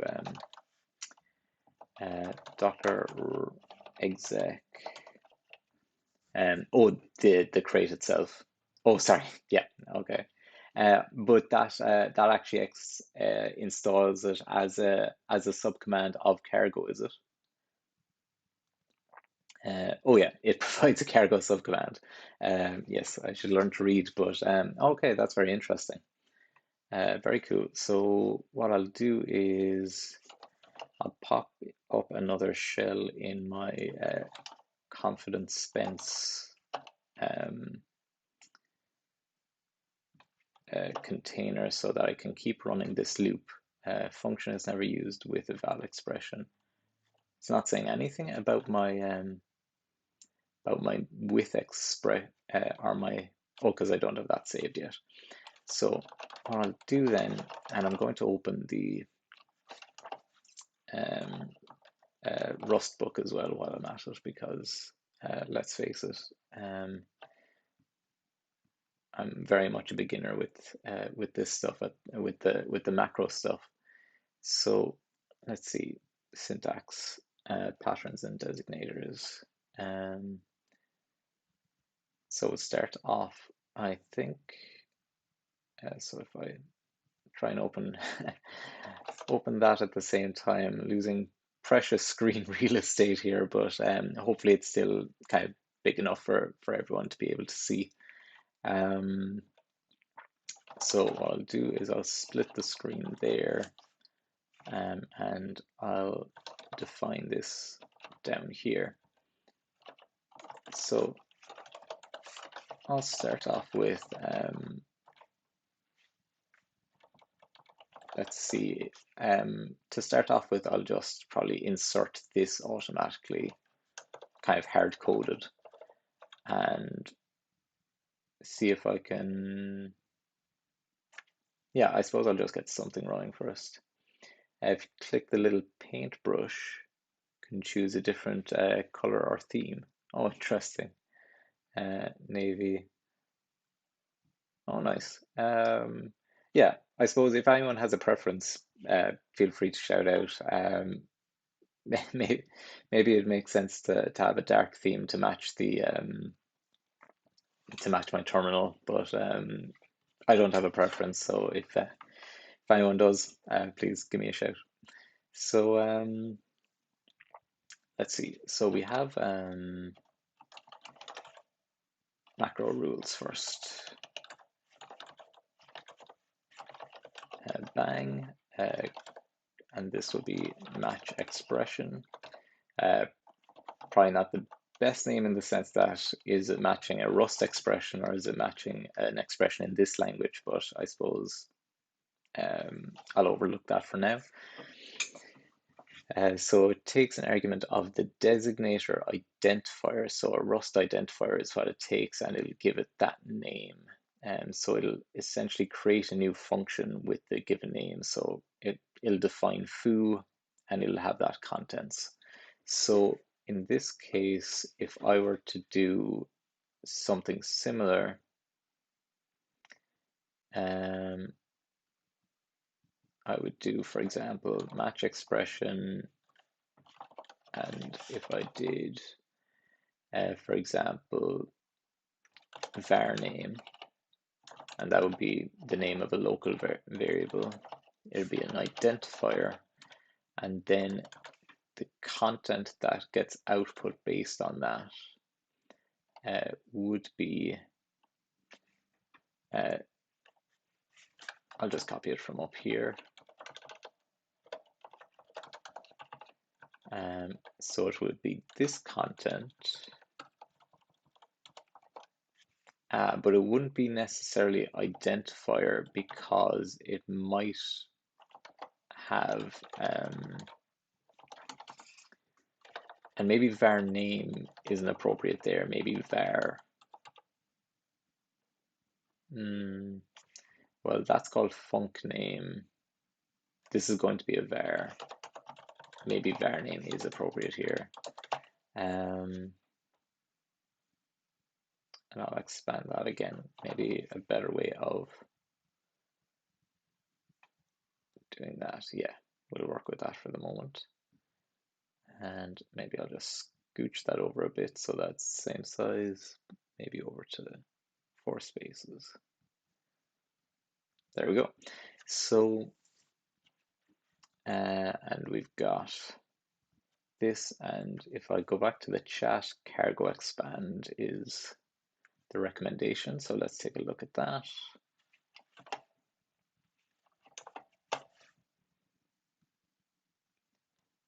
Can't find macro. Oh, do I have to define macros before they're used? C style. Let's try that while we're installing waiting for file lock on package cache. Probably don't want to wrap it with extra curly braces. You often see macros have, I probably want to wrap it with extra curly braces, not with no curly braces. So curly braces like this, so that stuff doesn't leak outside. Yeah, I think I'm matching okay, yeah, that makes total sense. I think there was, again, my main familiarity with the likes of macros would be from kind of C, not great experience clearly, but yeah, I remember similar issues where there'd be extra levels of parentheses wrapped around things so that, yeah, like you say, it doesn't leak into the surrounding environment. Unexpected end of macro invocation. So when calling this macro, missing tokens in macro arguments. So that's actually in the call, I believe. So that's 349.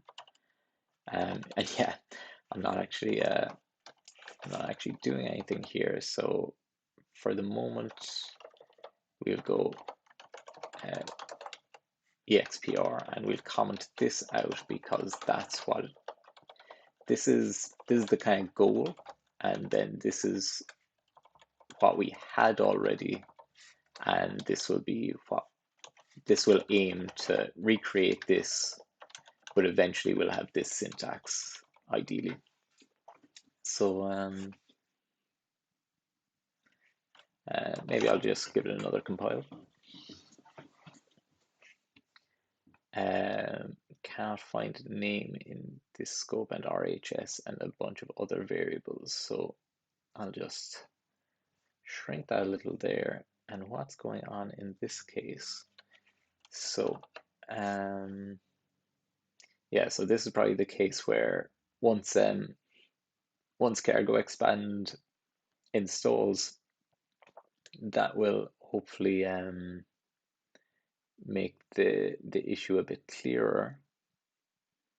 But for the moment, let's see, can we resolve any of this ahead of that? So this is actually on line 24.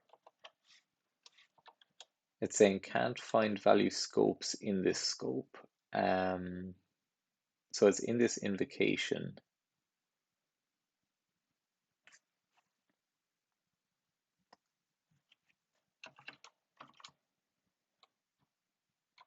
So scopes is, I believe, defined in the function call. Yeah, so we're in bind, and scopes and built-ins should be defined up there. But for some reason, the macro is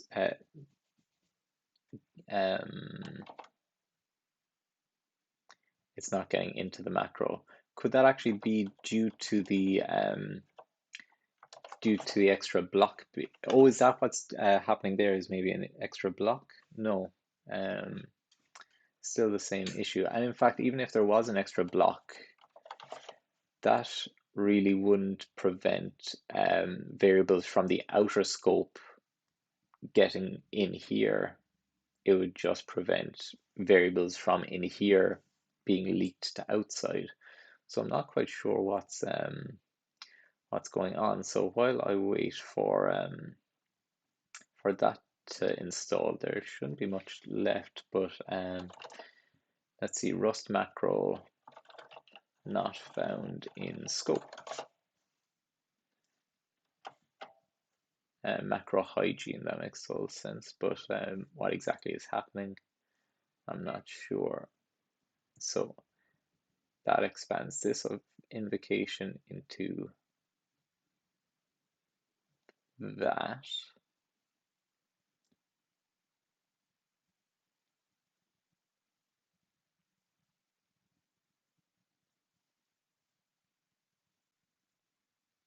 Yeah, identifiers declared within the macro aren't available outside of the macro. Oh, and vice versa. So, so in that case, yeah, we probably would have to pass in those names.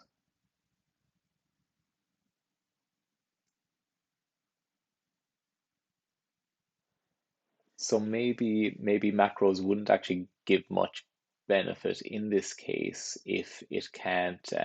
So I suppose what I was imagining in this scenario is that it would be a little more like what was described here as glorified, um, or was it?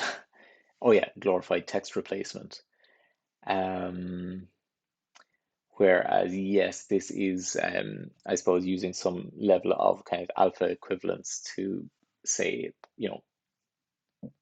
um, well, it's not even alpha equivalence in this case. It's just saying, you can't access the outer scope and vice versa. Um, Funny that it's not raising an issue with eval expression though, because that's also defined in the outer scope. Um,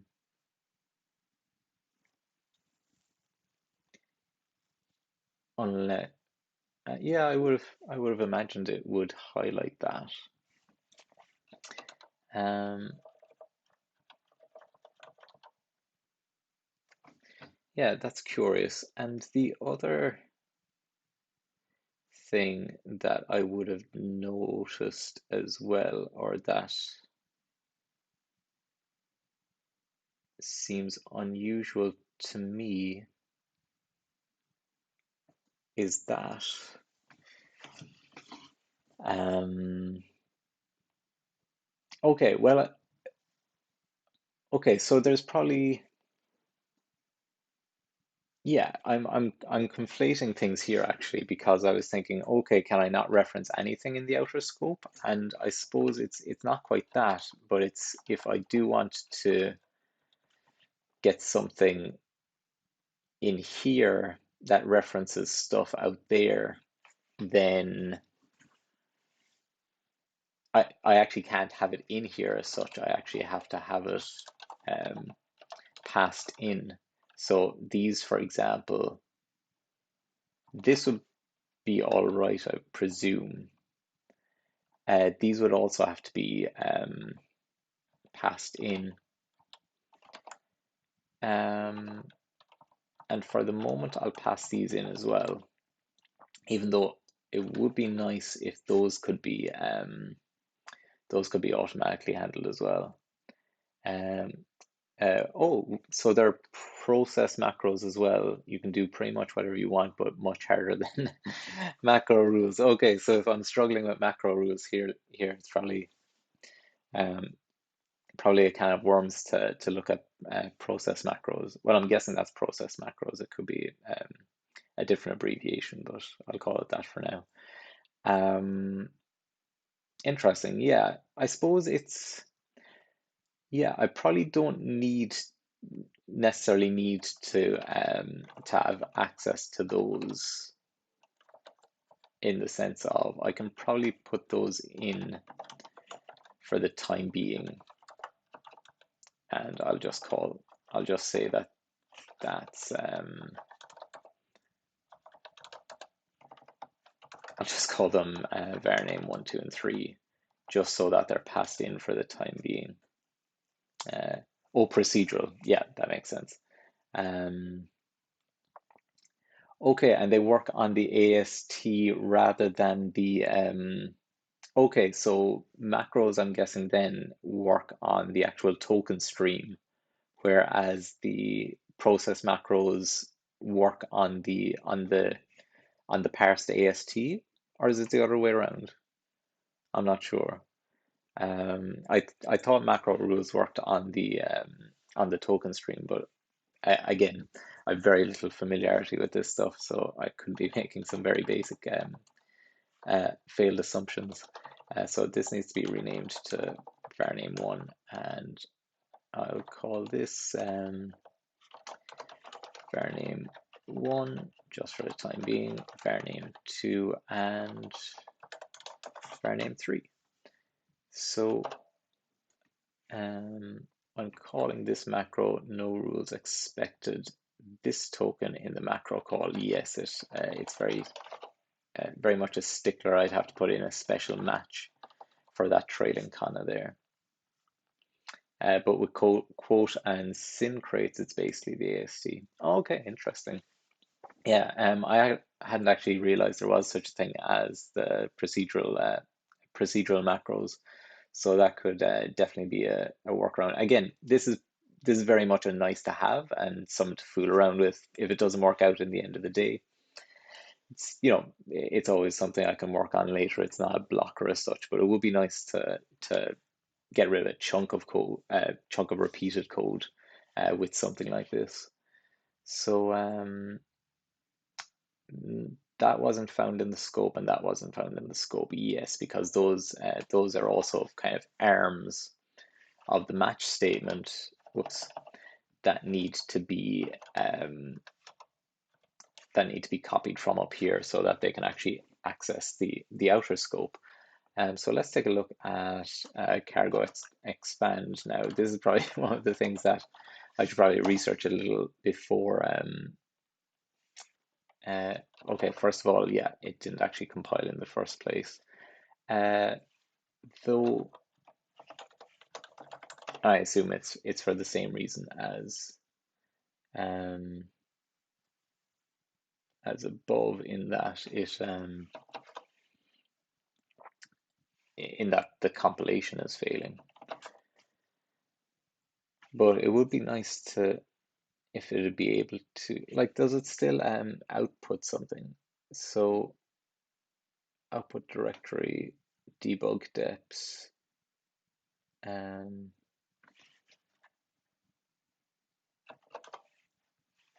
So if I take a look at the target directory, does anything get output there?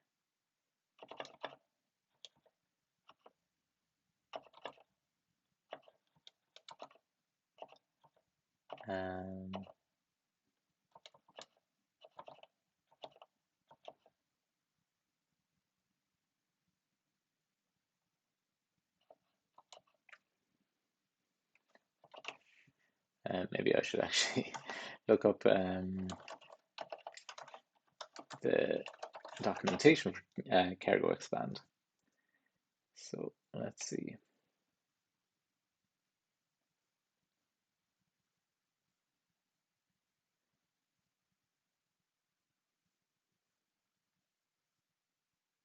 So in theory, it should be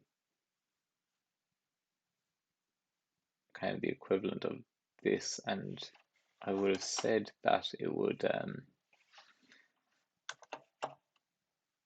yeah, so I suppose the code actually needs to be compiling first. And yeah, this is actually well, I don't think it's an issue at the macro expansion phase. I think uh, the error originates in a macro, but I would presume it's at kind of a later evaluation phase because it knows about scopes and it knows about variables and things. So I would guess it's happening a bit later, but I guess that's enough to prevent it from actually being expanded. So maybe the yeah, I suppose my macro has to at least be valid before I can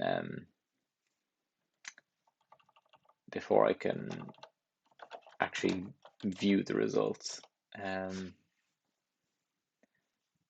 Yeah, getting quite um tricky now. I wonder, is there an easy way of just, you know, these are identifiers. There's probably no easy way of matching a block in here and just saying, um, branches, something like that. Let's see. Macro. Uh, well, first I'll just take a quick look at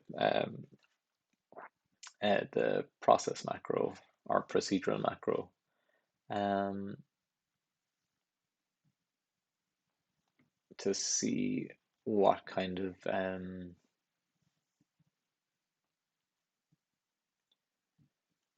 features that would support.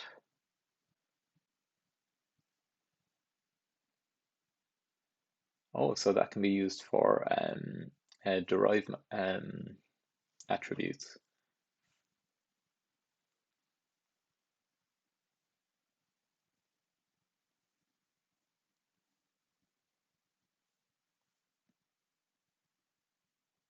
Derive input, and so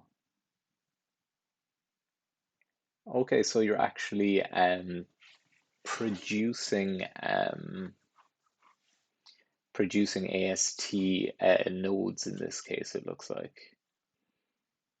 That's quite cool. And how do you take the parameters to it? So you take an AST subtree, I presume. Derive input, where is that defined? So that's a custom defined item, is it?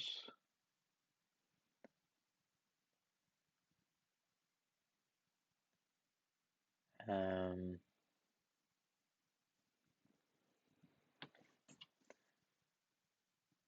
oh, and then it uses the quote macro, which seems similar to Lisp, to just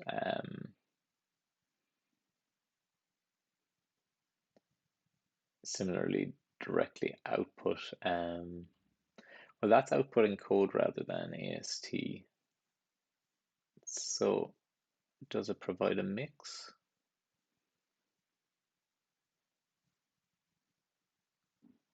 Yeah, I'll probably continue on the with the approach that I have for the moment, but it's certainly something to consider. So I have my identifiers so far. Let me see, what else can I match in macro rules. So maybe if I bring the book back up, where was I now? Um, so arguments of a macro, yeah, and the type annotated with a designator. And these are the available ones. So block could be, is block what I want? Now, it might not be because because these will be kind of composed of two sections. It'll be the left and the right. But maybe I can, um, this is kind of very similar syntax to the one Maplet uses. So if I almost copy the rules from Maplet, then that could be all right for me.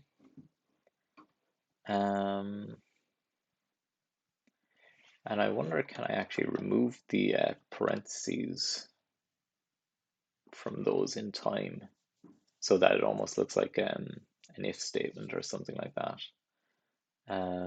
But anyway, that's getting ahead of myself. I think it's good as is. So what I'll do is I'll open up the where's it gone now? Source code for Maplet again. And so we have, well, first of all, I can just comment these out, I think, get the thing compiling, hopefully, and remove that comma again that I reintroduced.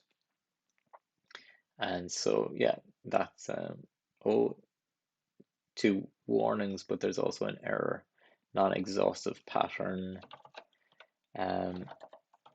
I can probably do that because it's not accessing something from the surrounding scope. And so now that it's compiling, hopefully I can use the actual expansion. No, still not working. So couldn't compile it. And let's see. So let's try verbose in that case. Oh, wait, I am using verbose. Oh no, that wasn't with macro expand. Exit code 1. That wouldn't be the the most informative error now, I must say. That's funny. I'm not quite sure why. Like, I suppose with these kind of sub command, or I suppose these kind of wrapper utilities,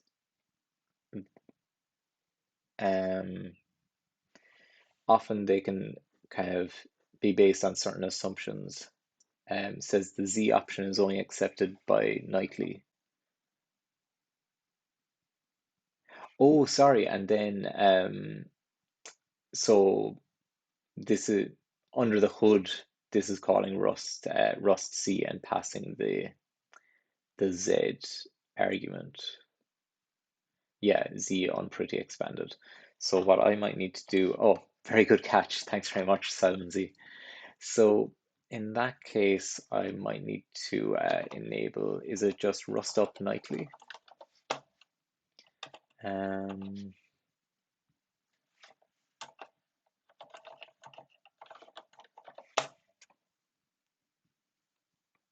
Rust up default nightly.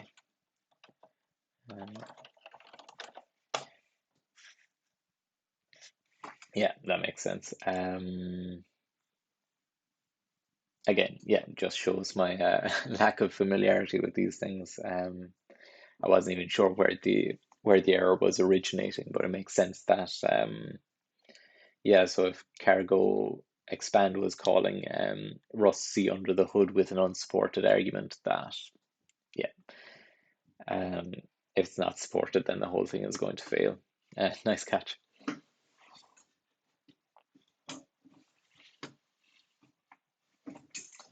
Now, is this going to have to reinstall all my dependencies and things because I changed the compiler version? No, but it's making fantastic progress now.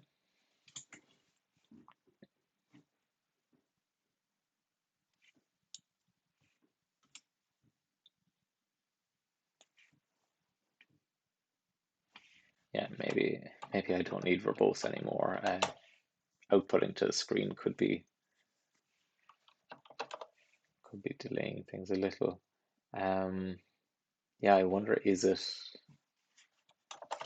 recompiling a chunk of my dependencies? Yeah, it might be.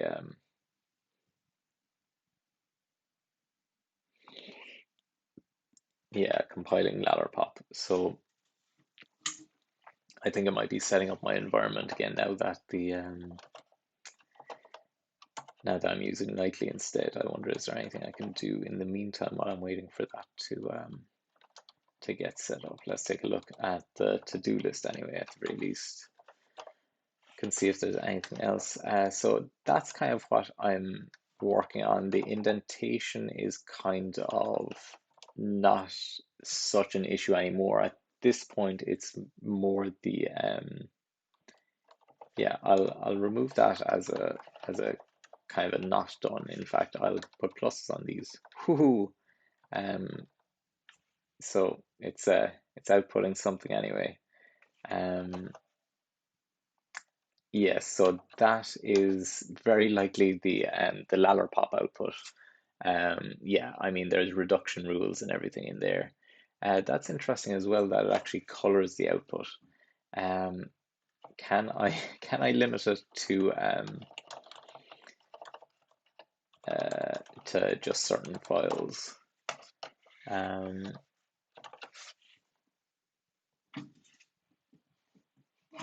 and item local path to module or other named item. So I'm looking for, is it expression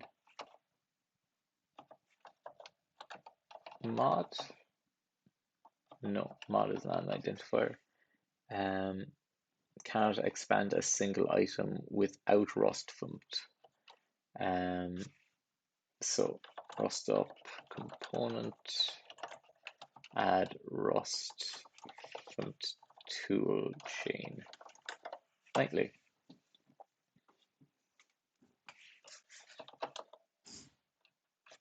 How is my disk space doing? Whew, not too well. We might be filling up shortly. So using up to half a gig of RAM to unpack components. That's all right. So let's see. Let's try that again. No such item. Is it crate expression? Nope. What's the syntax here? So if I can close that now.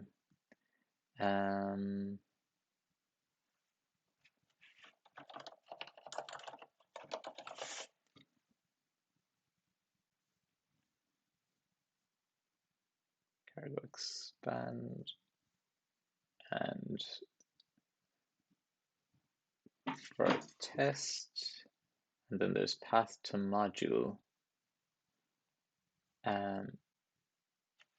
Oh, I'm calling it expression, but it's actually a val.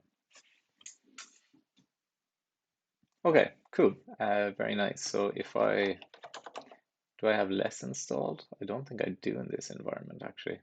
It also removes the color. Can I get less with color? There's no color option. Whoops.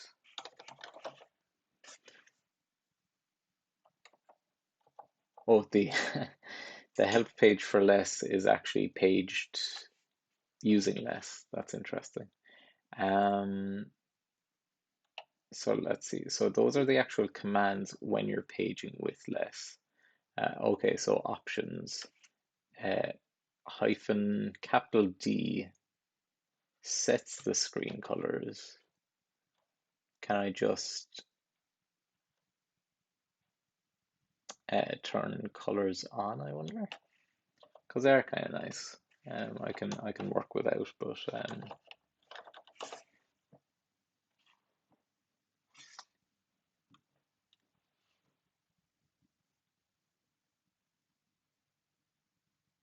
less hyphen R. Let's try that.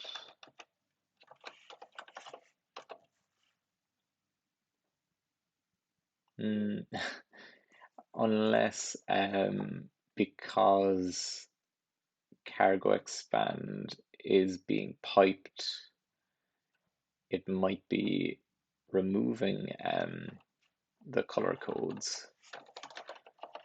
So let's check that. I mean yes, coloring auto or always. So if we go color always, there we go. That was a bit of yak shaving, but we have it again now. So where were we? Okay, very interesting. Yeah, so this is So this makes things very explicit in terms of refs and things as well. Also removes a lot of white space and new lines and things. So where is the area where the macro I'm actually working on being used? So it's in the context of prop. So if I look for prop here, and it'll probably be using this syntax, so it'll be space, uh, space and then brace. No, and maybe if I just look for prop at all. Why didn't my search for that work? But anyway, so here we are, can only assign to properties of objects. So that's what it's expanding to anyway, and we've got scopes, built-ins, and expression. So that's, yeah, that's essentially what was expected, and that'll be a very useful debugging tool. If I get to a point where I can put something useful in here. So maybe the next step would be what? Let's see. So I suppose the remaining things are get branches put in. Probably won't be able to use this syntax, but we'll see. It would be nice to use some kind of an alternative syntax anyway to make things look a little more streamlined, but we'll check. So macro rules, whoops. So that was line 22, I think. So yeah, just out of curiosity, I'm just going to remove the parentheses here, see what we end up with.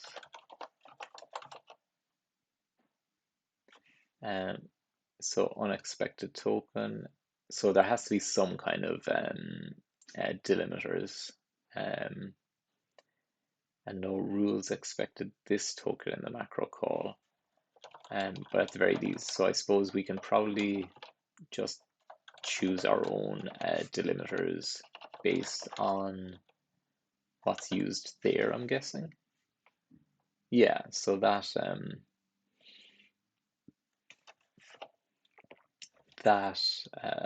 makes sense.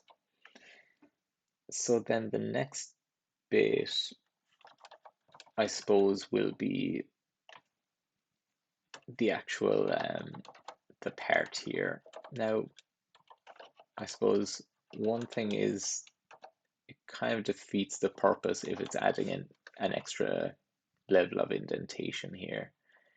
I could have it be made positional, or have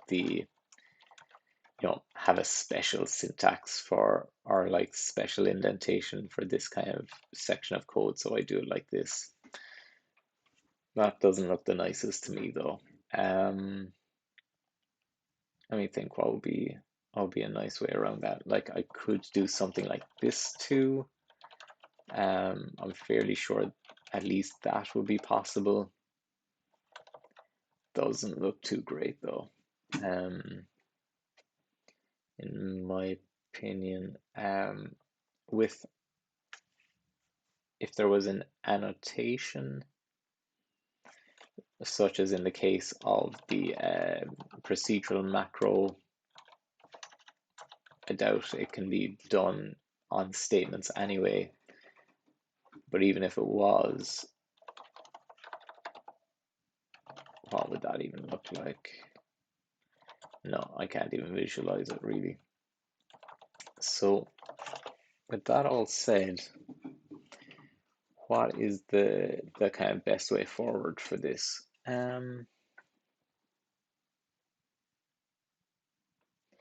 Let's see. So end of the day, what I want to do is get this, I suppose, acknowledge the fact that as a pattern, this often coincides with this mutex unlocking. And since that's the case, maybe it would be as appropriate to just create a function for that, really. Um, and if there was a new function, I'd still have the scopes and the built-ins,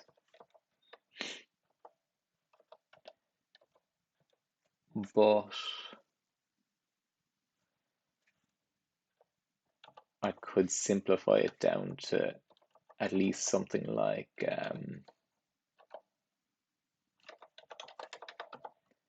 let's see, eval expression lock.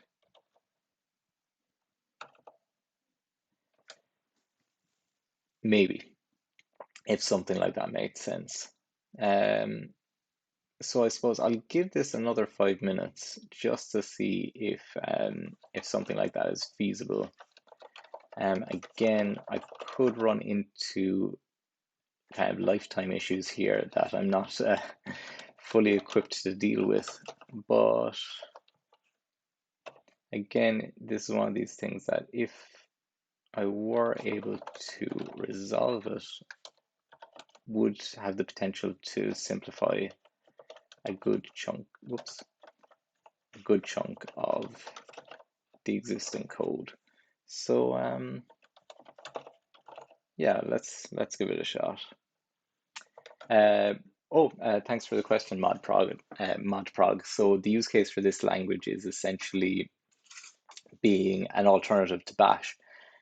So keeping the kind of ergonomics of Bash, where you don't have to quote everything in strings. You don't have to, or shall we say, if we used the likes of Python or Go to write an equivalent for a Bash script, we end up using kind of external library. Well, could be standard libraries, but libraries nonetheless that we have to use kind of method calls and explicit strings to kind of glue everything together. The the use case for this language is to kind of keep the ergonomics of Bash, but give it a more kind of modern layout and kind of style. So where's my example snippet? So again, this doesn't have any kind of coloring, so it probably isn't as kind of easy to read potentially. But I suppose, is there any actual example of, so this is a slow conversion of the Docker get script for automatically downloading Docker to your machine. Um, it's not actually calling any external programs yet, but say some recent examples that I was showing was you could run Docker commands using something like, so if I wanted to list all the Docker volumes, I could do something like that. And it's, shall we say, compared to if I was doing that in Python or Go using something like popen docker, and I put in args, and there's volumes ls, and then I do run. Though a lot of these languages do have kind of lightweight ways of running very simple commands, but as you build them up, they do get kind of more and more complex. One thing I've been noticing, even as I'm writing this script, though, is I do wonder, even with a lightweight syntax for running the actual commands, how much benefit will that be if um, one feature of this language is that kind of unquoted identifiers are treated as strings. So essentially what you're doing is kind of building up a list of strings and then calling it, so to speak, and that treats it as a program followed by its arguments. But in order to then support variables in the language, we have to do the bash thing, which isn't too big of an issue. but we have to do the bash thing of prefixing identifiers with dollar symbols, and similarly for any identifiers. So that includes function calls. Something that I've been thinking recently to make that um, more. Do you need that on let's? Unfortunately, yes. Well, at least so far, the way I've been thinking, well, sorry, in the case of let's specifically, you could omit it there, but then if I wanted to have x equals, if I had let a is equal to 1 and b is equal to 2, I could have let x is equal to a plus b. And you can remove it there. I personally prefer the consistency of if if you're using the dollar somewhere, you might as well use it everywhere. I did always personally find the bash way where you declare something with that kind of a syntax, but then you output it like that, and it always confused me because it made me think, okay, can I assign it like XYZ is equal to ABC, and that's not possible. So that's just a personal preference, but in general, you would have to prefix them in order to distinguish the identifiers that represent strings versus identifiers that represent variables. One thing that I have been thinking about recently, though, that could overcome, and so I suppose it's this kind of balance of how do we get these kind of nice language features that we're used to, such as, kind of more straightforward looking while loops, for loops, if statements, and also things like this language has a list and object destructuring built in. But and the idea is that you can then use combine all those features so that, for example, if I did an ls, for example, I could assign the output to a variable, so that would be kind of the output of ls, and goes in there, so it captures the standard output, standard error, and exit code. I could I could do something like if, and in fact, I'll just call that ls, and I could do something, I wouldn't need to, because it'll eventually, if it'll be the kind of error exit as a default, so that if a command fails, you'll actually have to catch that. But just to highlight the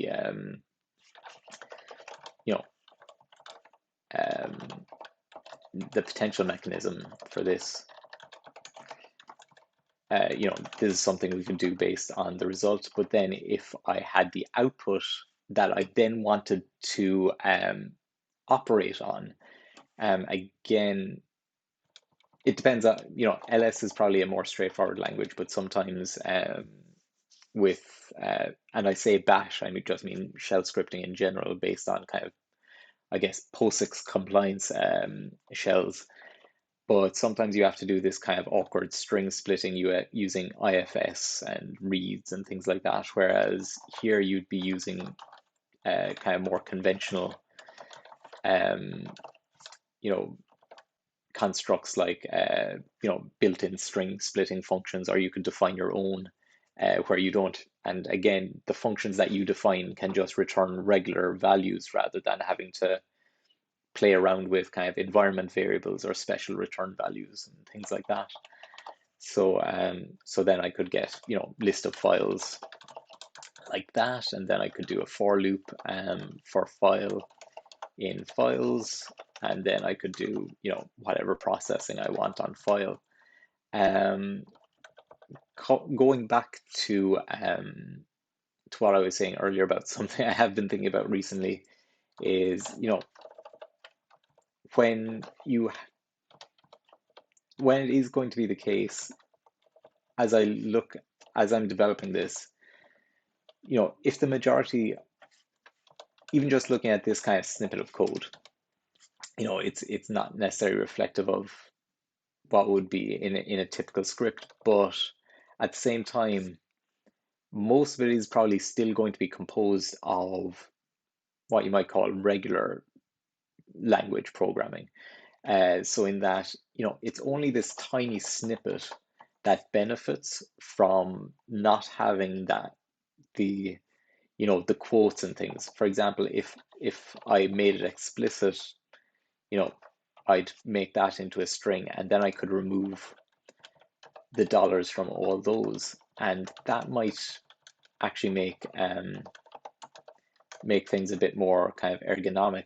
Similarly, I was thinking one option as well is to potentially make the language modal, in the sense of I could have this character such as dollar, and if that occurs in a statement, then I could say that either the parsing rules or the syntax generation or syntax tree generation rules change, or maybe not even change. Maybe I just kind of say that this starts a certain kind of AST production, but basically make the language at least appear modal, so that after this dollar sign, you can use the ergonomics of again of the likes of shell, but then outside of that dollar symbol, then you get back to kind of more nice. You don't have to have this dollar symbol like everywhere again. Again, just something I've been playing around with even today, just playing around with in my head. And there, again, this kind of modal functionality has a lot of implications too, in terms of, I suppose, ideas that it could allow for. One is that, so I had this, so my original syntax for doing something like, for example, Docker volumes ls was this. So, it's very similar to what we're used to. It looks like, just chaining a function call, but it's actually a command. So it kind of and you could also then have the actual, so these would be subcommands, and then you could have your actual arguments, your position flags and positional arguments after that. This would probably have to still be in a string. Um, I eventually changed that to this kind of a syntax to make it explicit, and so that there isn't that confusion between, is this a command, is this a function call, because I could see that arising. However, when we're introducing modality, it allows the possibility for saying, okay, function calls are actually illegal in this space. So from this point on, it we could use this syntax and there wouldn't be ambiguity. Furthermore, we could also say, if we disallow things like function calls and indexing, we could actually remove, we could actually have white space as the chaining operator there. Sorry, I missed out on some of the comments there. Got a bit carried away. Could also imagine something like equals bang, which will just execute the thing as a literal bash statement. So equals bang ls. Oh yeah, thanks very much for joining in ModProg. Really enjoy kind of diving into these things. But yeah, there are a lot of possibilities. So you could have, yeah, like mentioned, there could be a bang, and it does execute it as a bash statement. I suppose that could potentially be possible using something like this as well, where we do, bash -c, and we actually pass to the whoops, where did all my code go? We pass into the function the actual string, hi and echo bye, and we actually, so we get full handling of our ampersands and things like that. So we get the full use of the outer shell if we want it. Another thing that could be possible is, oh yeah, so this would be this is functions where they are processes where when they're kind of synchronous execution, they return the script blocks while they run, and then you get the result right away. Eventually, though, there might be, either here or at the end, an ampersand operator for asynchronous calls. So, that the result of this won't be a process output, but will be a process object. It won't be a process output object, it'll be a process object itself. So then you can do kind of waits on it, send signals to it, things like that. But yeah, again, lots of ideas, so little time. You know, and I am trying to be disciplined about it and have it actually kind of evolve based on kind of the most pragmatic approach for all of these things, like such as examining, okay, there are these dollar symbols everywhere. Does that make sense given how, for example, I've done all of this from as an alternative, I'm rewriting part of this Docker install script in this new language, and I've done this much and I still haven't called a function yet. So it's like, how pragmatic is it to have dollar symbols for all of these when, you're really only getting more ergonomics on a tiny fraction of the script?